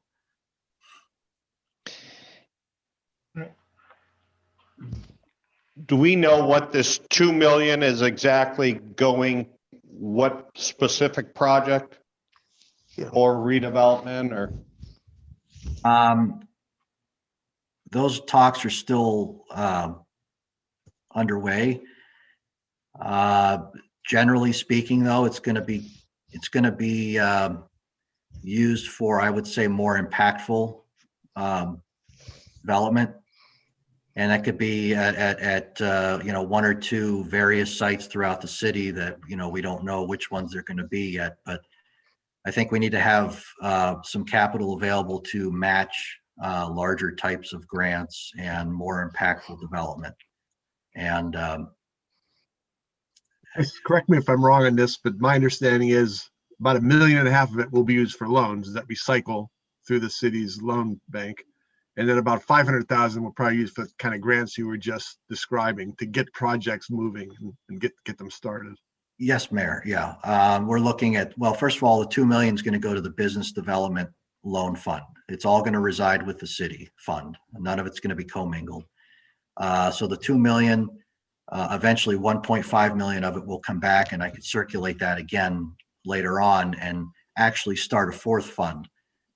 which I like that idea as well, because this new fund, or this new pot of money would be solely dedicated to site redevelopment, industrial redevelopment going forward. So we would have our enterprise zone, we would have infrastructure fund that we have now, we would have a business development fund, which gives me more flexibility because it's local dollars, and then we would have a brownfield fund, which will take years to build. But we started off, we're at about 12 million right now. Years ago, that was a small $2 million fund. So even though it's going to take years, what we're talking about doing tonight, what could that look like 10 years from now? And if it's managed properly, there's a lot of potential there. But at least initially, yes, the 2 million would come in, $1.5 million would be paid back, and then that would be revolved and it would grow over time. Okay. The 500,000 grant money, we would just be giving that out interest-free. Well, that's the 500 is what I would like to have available to use for match. And so those would be discussions that we would have with the city's grant writer, discussions we would have with DCED. You need to have available match to tap into a lot of these state and federal programs. So I want to have a little bit of dry powder to use for match when the opportunity comes up. Okay. I mean, I like the concept. I'm for the idea. I'm just not ready to commit 2 million out of the 95 million that we're getting in our lease if it isn't a time sensitive thing. If I can guarantee you with more information to the extent that the certain dollar amount is going to a property on West 12th or East 12th, it's too vague. Well, Jim, here's the reason why I can't guarantee that. Because I don't want to be completely reckless and pay whatever price is required either. At the end of the day, this is going to take a multi-front effort. It's going to take code enforcement. It's going to take, Kathy's already started a lot of work on that front. But I can't say to you, I promise that I'm going to secure one of these sites, because it's a public meeting, word's going to get out, and I'm not going to chase something to a ridiculously high level either. Eventually, these sites are going to have to be redeveloped, and eventually these owners are going to have to come to the table with reasonable counteroffers. There are discussions going on right now, but I'm not ready to just throw a dollar amount out there that is completely unreasonable. And so we keep some dry powder, and in the meantime, we continue to help the businesses that we're helping now. But I have the ability now to seize on something if it's an appropriate level. So I understand your apprehension, but I can't say to you that for sure we're going to chase a property at any price. What if we put this 2 million in a 2021 budget, so we're at least securing it or showing it could be there, and have more information on where that money goes later or in the future? We're way past the start of our meeting, And Jim, if you don't want to vote for this, you're free not to vote for it. I think that if I'm counting, we have the votes for it to pass tonight. Okay, I was asking Mr. Groner a question. I know, but it's 7:55. We'll start at 8 o'clock. I guess, Jim, is that an option? Well, what happens is you basically kind of have to put the brakes on discussions. Like if you don't know that you have access to capital, you have to stop because you can't commit. And so I get what you're saying. There's no guarantee that I'm going to have a site secured next month or in 3 months. But what I can promise is that the discussions will have to stop, because I can't overcommit either. I can't say that we can continue to have discussions if I don't know I have the capital there to work with. So So what I think you're saying is time is of the essence. I mean, if we want to continue the effort, yes. Otherwise, we have to stop what we're doing. And I will reach out to you after tonight's meeting before it's voted on for a second reading. Sounds good. Thank All you. right. Thank you all. everybody for giving me time. Appreciate it, Chris. Chris. Yep. Thank you, Chris, for giving us that information and explaining yourself so that the public has a better understanding. Thank you. Kathy. All right, we're going to get our meeting started. Apologize to the public and colleagues, but these are very, very important topics and dollars we're talking here, and your tax dollars. So with that, without any more delay, Lori, if you would start. Roll call for the city council meeting of Wednesday, November 18th, 2020 at 7:30 p.m. Mr. Wodarski, Ms. Allen, Mr. Brennan, Mr. Brzezinski, Mr. Keys, Mrs. Schaaf, and Mr. Witherspoon. Please stand for silence, a moment of silence and the Pledge of Allegiance.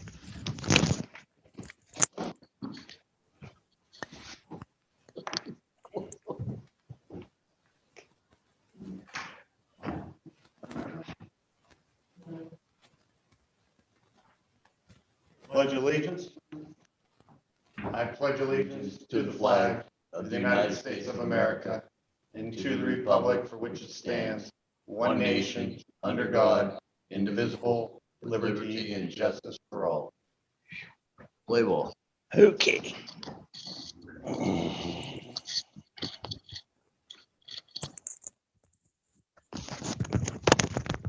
Motion to accept the minutes from the November 4th, 2020 city council meeting and bills for payment on November 20th and November 27th.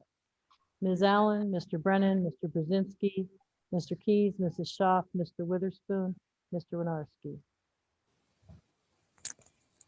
I believe we have someone for the citizen to be heard.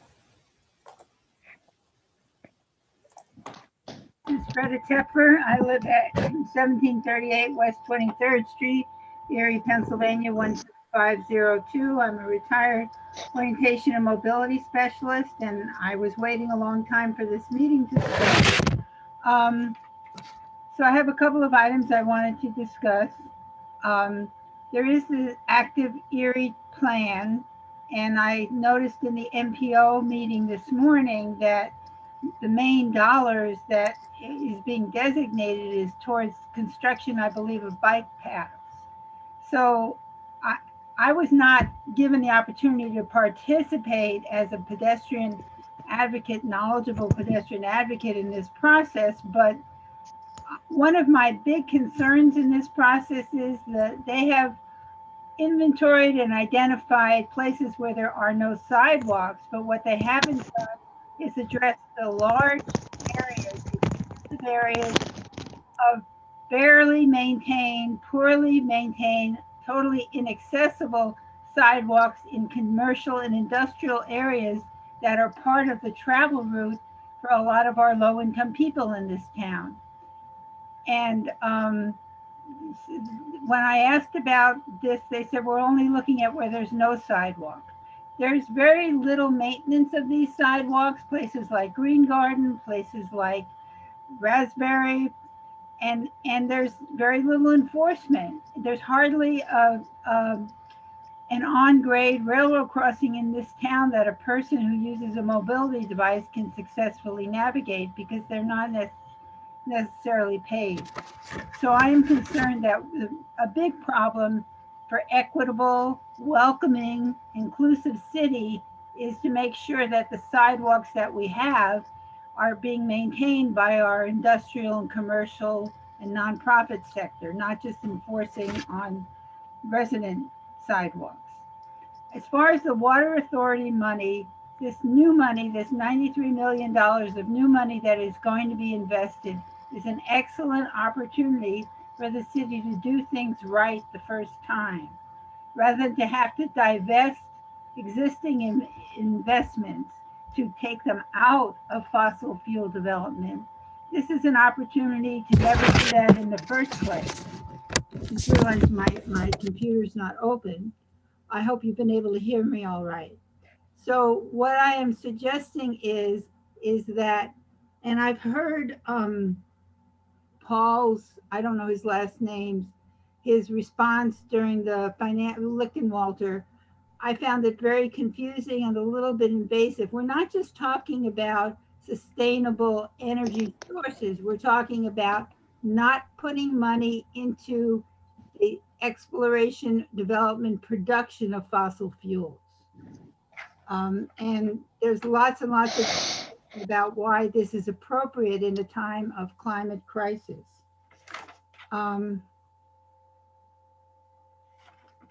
I also want you to look at this money that is being used for loaning to businesses from the Water Authority and the other ways we loan money. This is kind of an opportunity to do CBA type requirements to make sure that these entities are paying a living wage to all of their employees, to looking at minority hiring, and to make sure when we're doing this kind of economic development financing that it is being done equitably, that it's being done across all social sectors in our community. And maybe this is an opportunity to use some of that money to address our food desert problem and some of our transit issues. Also, I hope am I out of time? I hope. Yeah. Yep. Wait. You out of time? Okay, thank you. Thank you for your time. Mm. But Thank you.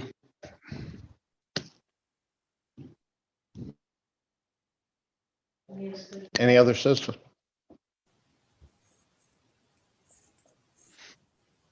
That's it, Mr. President. That's all. Okay. Ordinance for final passage. Council file number 16185, official file ordinance 41/2020, an ordinance prior to the issuance of a demolition permit. The contractor owner must comply with all code enforcement procedures, ordinances, and conditions. Sponsored by Ms. Allen, seconded by Mrs. Shaw. The council file ordinance 16185 and official file ordinance 41/2020 be finally passed by City Council. Ms. Allen, Mr. Brennan, Mr. Brzezinski, Mr. Keys, Mrs. Schaaf, Mr. Witherspoon, Mr. Winarski. City Council official file ordinance 41/2020 by yeas 7, nays 0. Council file number 16186, official ordinance number 42/2020. An ordinance appropriating the sum of $108,745.71 from unappropriated and unanticipated revenue for the expenditure thereof. Contribution is from the Department of Homeland Security 2019 Fire Prevention and Safety Grant. This is sponsored by Mrs. Shaw, seconded by Ms. Allen. The council file ordinance bill 16186 and now known as official file ordinance 42/2020 be finally passed by City Council. Ms. Allen, Mr. Brennan, Mr. Brzezinski, Mr. Key, Ms. Shaw, Mr. Witherspoon, Mr. Winarski. City Council passed official file ordinance 42/2020 by yeas 7, nays 0. Okay, members of council, this ordinance reads a little different from the agenda. The finance department realized that they had the contribution incorrect, and so it's been corrected. Council file number 16187, official file ordinance 43/2020, appropriating the sum of $102,500 from unappropriated and unanticipated revenue for the expenditure thereof. This contribution is from the UPMC Hammond Health Foundation, the Erie Community Foundation, and an anonymous donor. Sponsored by Mrs. Schaaf, seconded by Ms. Allen. Council file ordinance bill number 16187 and now known as official file ordinance 43/2020 be finally passed by City Council. Ms. Allen, Mr. Brennan, Mr. Brzezinski, Mr. Keys, Mrs. Schaaf, Mr. Witherspoon, Mr. Winarski. City Council passed official file ordinance 43, 2020 by yeas 7, nays 0. Okay, this is ordinances for first reading. Council file number 16-188, an ordinance fixing the tax rate for all city purposes for the fiscal year 2021, beginning January 1st, 2021, and ending on December 31st, 2021. Sponsored by Mrs. Schaaf, seconded by Ms. Allen. The council file ordinance number 16-188, having been read, is hereby adopted on first reading by City Council. Ms. Allen, Mr. Brennan, Mr. Brzezinski, Mr. Keys, Mrs. Schaaf, Mr. Witherspoon, Mr. Winarski. City Council read and adopt council file ordinance number 16-188 by yeas 7, nays 0 on first reading. Council file ordinance 16-189, an ordinance of the City of Erie, County of Erie, and Commonwealth of Pennsylvania, adopting the general fund and certain other budgets for its fiscal year beginning January 2021 and ending December 31st, 2021. Sponsored by Mrs. Schaaf, seconded by Ms. Allen. That council file ordinance number 16-189, having been read, is hereby adopted on first reading by City Council. Ms. Allen, Mr. Brennan. No. Even though I'm a co-sponsor, I'm not happy. I think that the budget should have come in tighter. So I know this is always a formality, but I'm disappointed that it doesn't recognize the extreme financial challenges that we face going out a few years. So I'm a no. Okay, Mr. Brennan, Mr. Brzezinski. No. Mr. Keys, Mrs. Schaaf, Mr. Witherspoon, Mr. Winarski. City Council read and adopt council file ordinance number 16-189 by yeas 4, nays 3 on first reading. Council file number 16-190, an ordinance closing and vacating the southern portion of an existing alleyway adjacent to 950 and 954 West 23rd Street and touching back property line of 2223 and 2209 Cascade Street. Sponsored by Ms. Allen, seconded by Mrs. Schaaf. The council file ordinance 16-190, having been read, is hereby adopted on first reading by City Council. Ms. Allen, Mr. Brennan, Mr. Brzezinski, Mr. Keys, Mrs. Schaaf, Mr. Witherspoon, Mr. Winarski. City Council read and adopt council file ordinance number 16-190 by yeas 7, nays 0 on first reading. Council file number 16-191, an ordinance appropriating the sum of $26,759.53 from unappropriated and unanticipated revenue for the expenditure thereof. Contribution is from the state COVID-19 Fire Rescue and EMS grant. Sponsored by Mrs. Schaaf, seconded by Ms. Allen. The council file ordinance number 16-191, having been read, is hereby adopted on first reading by City Council. Ms. Allen, Mr. Brennan, Mr. Brzezinski, Mr. Keys, Mrs. Schaaf, Mr. Witherspoon, Mr. Winarski. City Council read and adopt council file ordinance 16-191 by yeas 7, nays 0 on first reading. Council file ordinance 16-192, an ordinance in accordance with the City of Erie General Fund budget, financial statements, the sum of $95,744,249.88 is accepted by the City of Erie.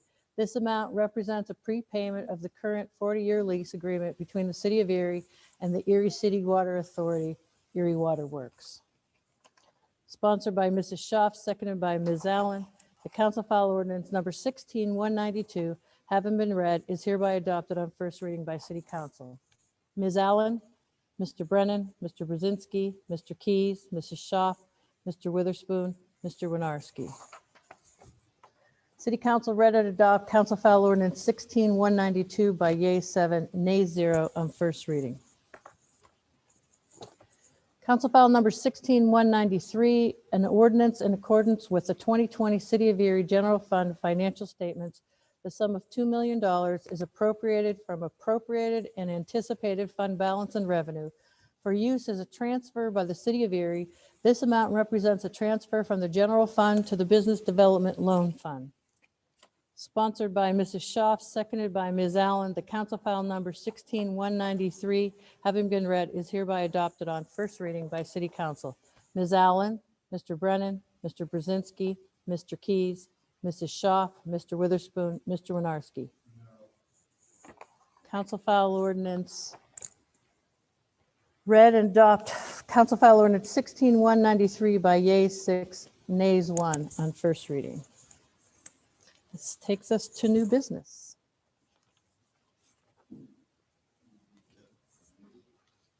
We have any separation?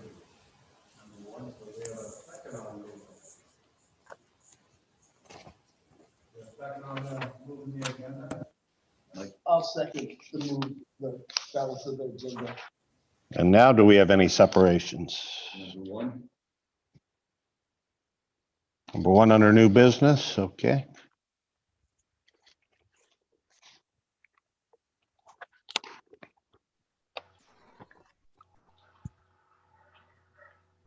I'm thinking we should probably separate number 5 since Kathy Rosdick gave us an explanation of that at actually, it wasn't at the caucus, it was at the budget session. So the next phase of the strategic management planning program.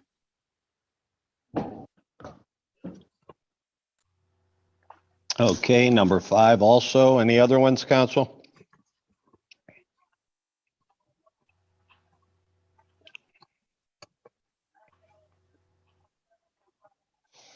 Lori? Moving the balance of the agenda, Ms. Allen, Mr. Brennan, Mr. Brzezinski, Mr. Keys, Mrs. Schaaf, Mr. Witherspoon, and Mr. Winarski.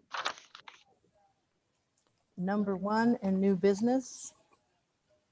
Resolved by the City Council of the City of Erie that the proper city officials are authorized and directed to designate a portion of Hess Avenue between East 10th to East 12th as Bruce Bauman Way in honor of Bruce Bauman and his outstanding public service and longtime supporter, player, and champion of Erie softball. Bruce was inducted into the Metro Erie Sports Hall of Fame in 2007. Discussion? Yeah, I separated that, and I'm sorry that certain people on the dais are unhappy with me sponsoring this for Bruce Bauman. If you looked at the agenda, it wasn't a surprise because it was put on the agenda. Was it Thursday or Friday, Lori? I don't know. If some people had a problem with it, I would think they would have brought it forward instead of hitting me in the back of the head with it.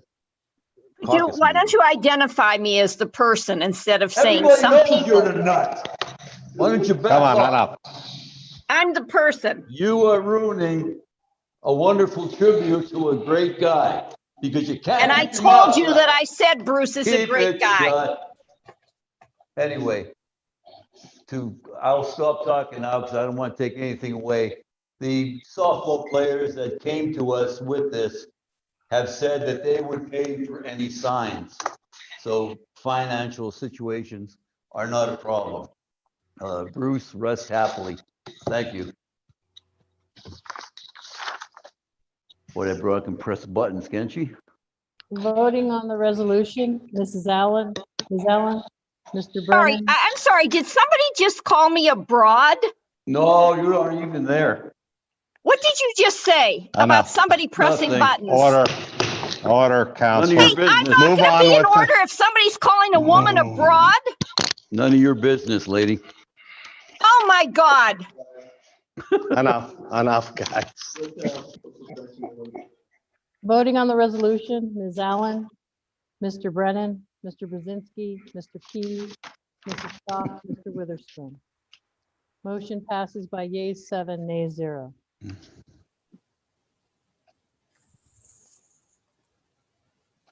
Number 5, resolved by the City Council of the City of Erie, whereas the City of Erie will be undertaking a project under the Strategic Management Planning Program to implement part of their STMP Phase 1 multi-year implementation plan for information technology improvements for various functions in city.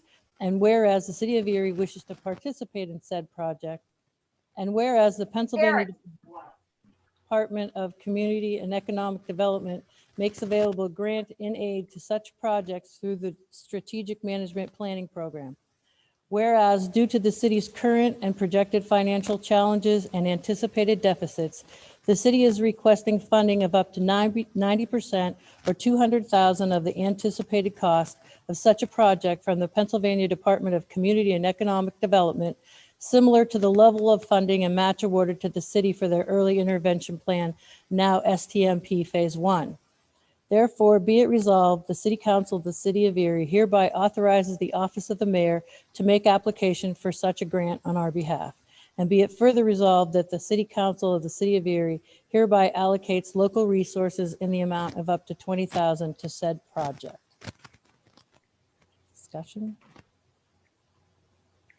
I just wanted to separate this because I have pretty much considered the PFM report my Bible in terms of looking at city finances. So I was really happy that Kathy Rosdick had pointed out that we're moving ahead with phase 2 of this.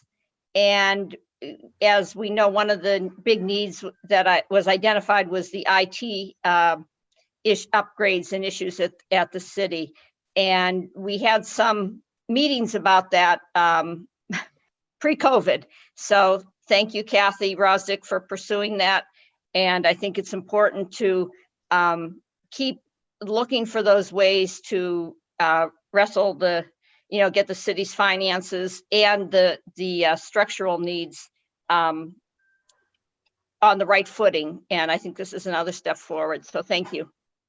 Thank you, Liz. And just to clarify too, how the process unfolds is the EIP, which is now called STMP, STAMP program.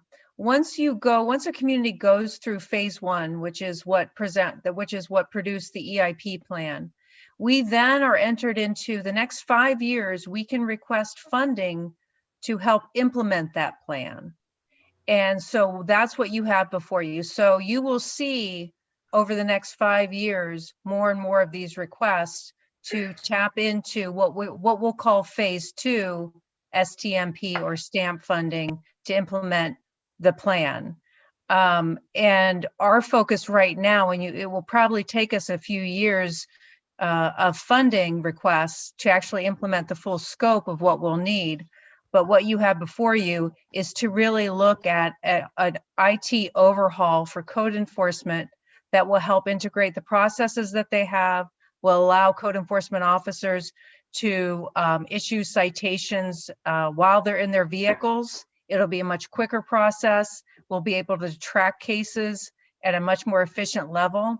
I anticipate that when this is completely overhauled just for code enforcement, we'll see a 20% efficiency in that office, which would be equivalent to adding over an entire full-time equivalent code enforcement officer. So from an efficiency and a budget saving standpoint, you'll get a lot of bang for your buck out of this funding. But this funding can be used for anything related, any expense related to implementing the EIP or now STMP, sorry for the confusion, plan. So you'll see more of these requests, but I just wanted to make sure I was on the call in case you had any specific questions. And we are again able to tap into, usually the grant requires a 50-50 match, but because we were awarded 90% coverage, only a 10% match with our phase 1 funding, we can now continuously ask for that type of award over the next 5 years. So we're going to get a lot of bang for our buck from this EIP plan and the process that DCD has before us. Great. Thank you for the effort there in this process. Voting on the resolution, Ms. Allen, Mr. Brennan, Mr. Brzezinski, Mr. Keys, Mrs. Schaaf, Mr. Witherspoon, Mr. Winarski. Motion passes by yeas 7 yeas. Committee reports.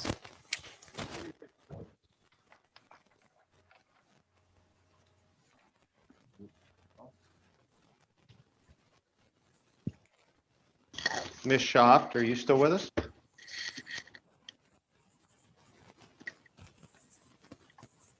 I'm sorry. Kathy, you're up if you can hear us. Oh, Hi. thank you. Tell Larry As far- hi. As far as reports, committee reports, Yes. that's what I was actually focusing on. So let's get to it. I attended virtually all of these. The Planning Commission, the Zoning Board meeting, BPRC, Active Transportation Plan, Undesign the Red Line, and another thing with Brian Kroll from Trans Systems, who has a grant to make the east side Erie area behind the Erie County farms. There's they're trying to make it more pedestrian friendly, more bicycle friendly around McKinley Avenue, and there's collaboration there with Kathy Rosdick's group that she is involved with in the active transportation plan. So I really think it's going to be very helpful in the long run. They had this grant and they're trying to do good service along the bayfront areas. So I'm very pleased with that. I am so thankful to Veronica Fields and the grant processes, the Sisters of St. Joseph, and the group from the Quality of Life Center in helping people with their homes. If you drive along the 1300 block, the 1400 block of Buffalo Road, you'll notice a transformation there.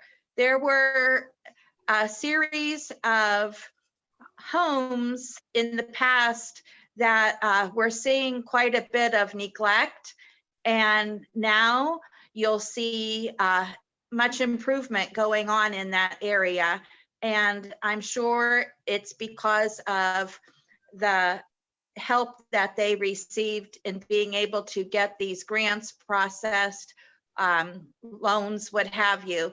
A great improvement this summer in that area. So I'm very thankful for that. Thank you to Chief Joe Wacko and Chief Dan Spizzarni for all of the information that you provided us with in the budget session today. And I am just very pleased to see a lot of improvement in the zoning board and the planning commission. If you had recalled, they at first had some upheaval in that West 2nd Street neighborhood where they did not like the person's design for the condo apartments going up. And this gentleman completely scrapped his plans and started back from ground zero, meeting virtually, what have you, with the people in the neighborhood. And they were able to come up with a great compromise.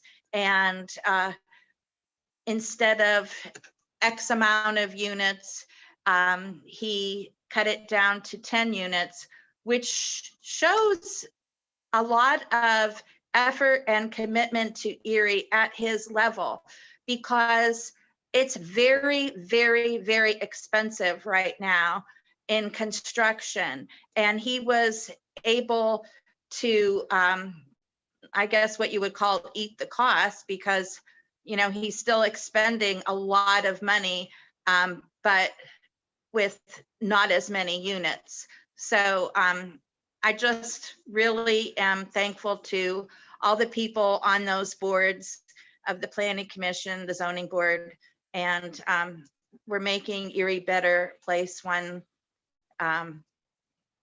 program at a time. Thank you.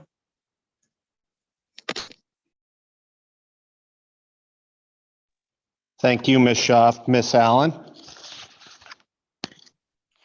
Kathy Schaaf and I were all at all of the same meetings, although I didn't go to the PennDOT thing that she went to.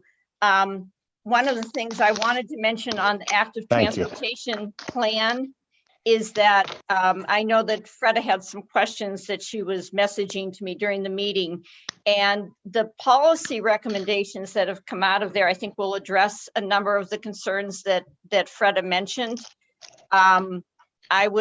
It's a plan to create the grid of bike paths, but that also improves a lot of the other transportation. And the questions she has asked about sidewalks, I think will be answered there. So the plan is up at the Active Transportation website. I think comments are being accepted until November 30th. So I would suggest people take a look at that. One of the things at the Planning Commission is that Planning Commission members were updated on the proposed Airbnb regulations. So something will be coming out on that. I know that there's been a lot of hard work on the part of both the planning office and also Ed Betza. So thank you for addressing that. Chris Groner has been named to the Land Bank. And as I talked earlier about the need for process and policies, Chris mentioned a number of things that he would like to clarify for the land bank. So I think he's going to be a great addition there. Today I was at the press conference at City Hall when we were able to announce the news that Erie has now been named a certified welcoming community for immigrants and refugees. So much hard work on the part of Nikan Asteri Carpenter. And really, it was great to hear the mayor. I might disagree on budget issues, but there is no doubt that the mayor, from the minute he was sworn in, has committed to celebrating Erie's cultural assets. And that commitment that he made back then, nearly 3 years ago, is paying off in terms of being certified as a welcoming community. One of the other things that was announced today is that Erie is one of 19 cities that has received a grant that the regional chamber will be documenting the economic impact of businesses started by new Americans. So that was a great honor to have the city do that. And in these trying times, I think it was just a really inspiring moment to be there with the mayor and Nikan and some of the immigrants who spoke today. So thank you for letting me be a part of that. We learned at our budget session today with the police chief that there is a police officer who's hospitalized right now with COVID. So in case, I think it's important that we use every means possible to urge people to follow safety precautions. And I wanted to let people know, including some of my colleagues on city council, that under new masking recommendations, actually orders from the State Department of Health, I wanted to read this to you. When indoors, masks will now be required, even if you are physically distanced from members not in your household. So thank you, Michael Keyes, for wearing a mask. This means that, and I'm quoting from the governor's orders, this is not me making this up. This means that you will need to wear a mask inside if with people other than members of your household. So obviously, even though you're physically distant in those city council chambers, I don't think any of you are members of the same household. You should be having masks on. So I'm begging you to do that. We need to set an example. With the hundreds of cases that are being reported every day in Erie County, we need to be the example. So thank you for complying with the Pennsylvania Department of Health orders. Mr. Witherspoon, you're up. No report, Mr. President. Thank you. Mr. Brennan, are you with us still? After I turn my mic on. Hi, Dave. Yes, I report, thank you. The Erie Parking Authority Board meeting yesterday, AHN is still discussing the EPA to manage some of the parking lots and also purchasing the EPA's parking garages. So that's still in discussion. I think I mentioned that before. Construction projects have been completed for this year that I mentioned earlier. There's a municipal services agreement that was sent to the administration, and they CC'd me on it on November 16th. It discusses the transferring the revenue collection and booting responsibilities to EPA, and also would eliminate jobs in the city that the EPA would be taking over and doing that work. So I know that's still in discussion. I'm sure there'll be a follow-up meeting and follow-up discussions on that, so we'll know more later. On the agenda today was a PACA Performing Arts Center had the marquee sign. We had easement approval. I didn't separate it, but I just at least wanted to tell Mark Tannenbaum, their board, and all that involved in the organization that they're doing great work. The sign from the photograph and the drawings look great, and I think it'll really give a focus to their building and also their neighborhood. And they continue to make many great improvements with minimal resources, so I congratulate them. And lastly, I just wanted to please everybody keep safe, wear your masks, keep socially distant, and respect each other. Thank you. Thanks, Dave. Mr. Brzezinski. Nothing this evening, sir. Thank you. Mr. Keys. No, Alrighty.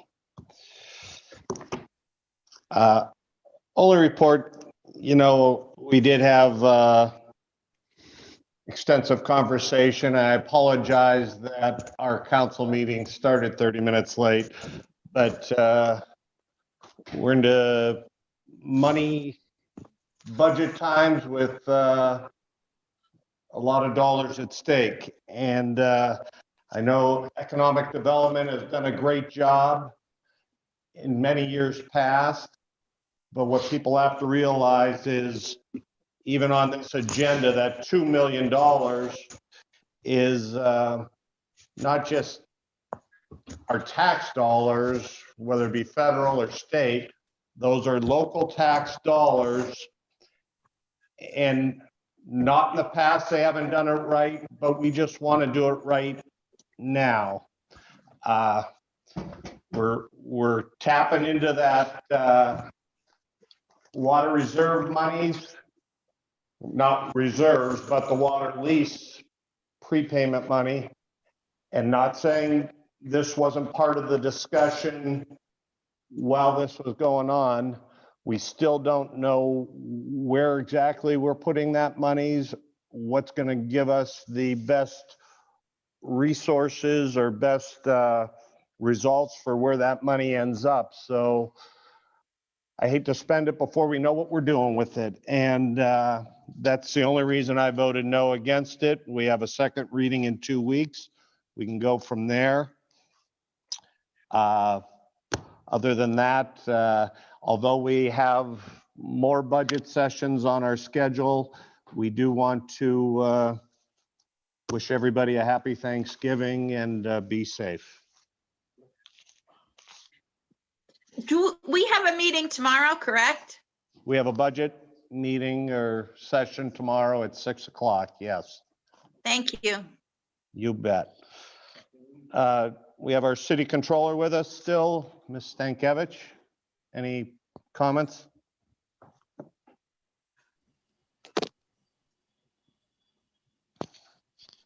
Yeah, just quickly, we just to let everybody know, we did have a quarterly aggregate board meeting. Both of the funds did fairly well for the quarter, averaging about a little over 5%. We just made some minor changes so that some of our managers could invest a little bit more money into certain types of funds. It was just kind of a small modification to their investment guidelines. We completed making the transfer back to the city for the capital improvement transfer that we make yearly. So that's been taken care of. And I did check today, and the value of the aggregate for well over $323 million. So they have really shown great improvement. And I think a benefit to that was this year we kind of implemented something new, which was rather than waiting until the end of the year to get the yearly MMO payment from the city, we went and we took gradual payments. So we never really had to pull money out to pay pension payments through the year like we did in the past. So we never really dipped too much into that value. So I think that helped, which is the first time we did that this year. So we did receive all the money from the city today for the rest of the MMO. So the pension funds have been funded fully this year. So that's really all I have. Well, we like good news. Teresa, that's wonderful. Was that done on your recommendation? We had talked about it in the past, and we thought that that might be a little better because during the year I would be pulling money out of there to make sure that all the funds had enough money to make pension payments. And then with the EIP and just in brief conversations with Paul, we thought this would be the better way. As the city collected tax money for the special levy, then we would just put it into the pensions. Thank you for your hard work on that. Thank you. You're welcome. Great. Thank you. Mayor Schember? I'm going to follow my hero's example and be very brief, not quite as brief as Mel was, but I'll do my best here. There were two events today I just wanted to mention, and Liz has already mentioned the Welcoming America. Liz spoke at that as well. Liz, I really appreciate you being there and supporting it. We're only the 11th city in the United States to get that designation. And we're the second one in Pennsylvania. There's only one other city in Pennsylvania that's gotten it. So we're really kind of out front on this. And Nikan and I and Renee and the whole team, we're really proud of accomplishing this.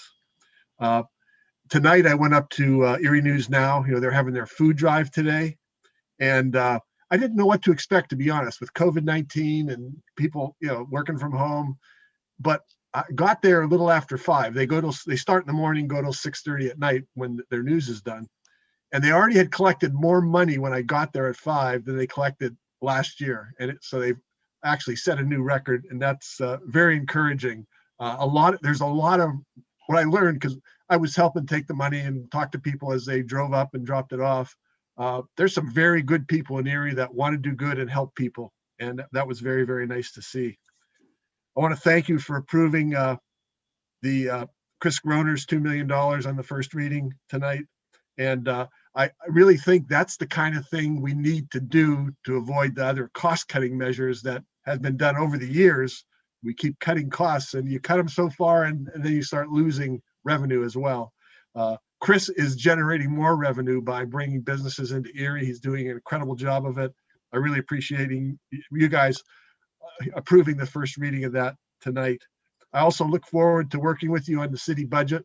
The budget is very important. I will listen to you, and we will respond to any questions or any suggestions that you have. Thanks very much. Have a good evening. Thank you, Mayor. I know we have Miss Lamus with us, and even though it isn't your night, would you like to say anything this evening? No, I'll just, I will not speak tonight. I look forward to 2 weeks from now when I get to speak.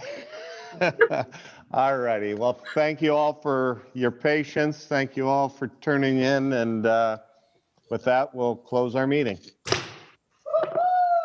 City Council adjourns at 8:40 p.m. Ms. Allen, Mr. Brennan, Mr. Brzezinski, Mr. Keith, Mrs. Schuff, Mr. Witherspoon, Mr. Witherspoon. Yes. Oh, I can take my frozen self back to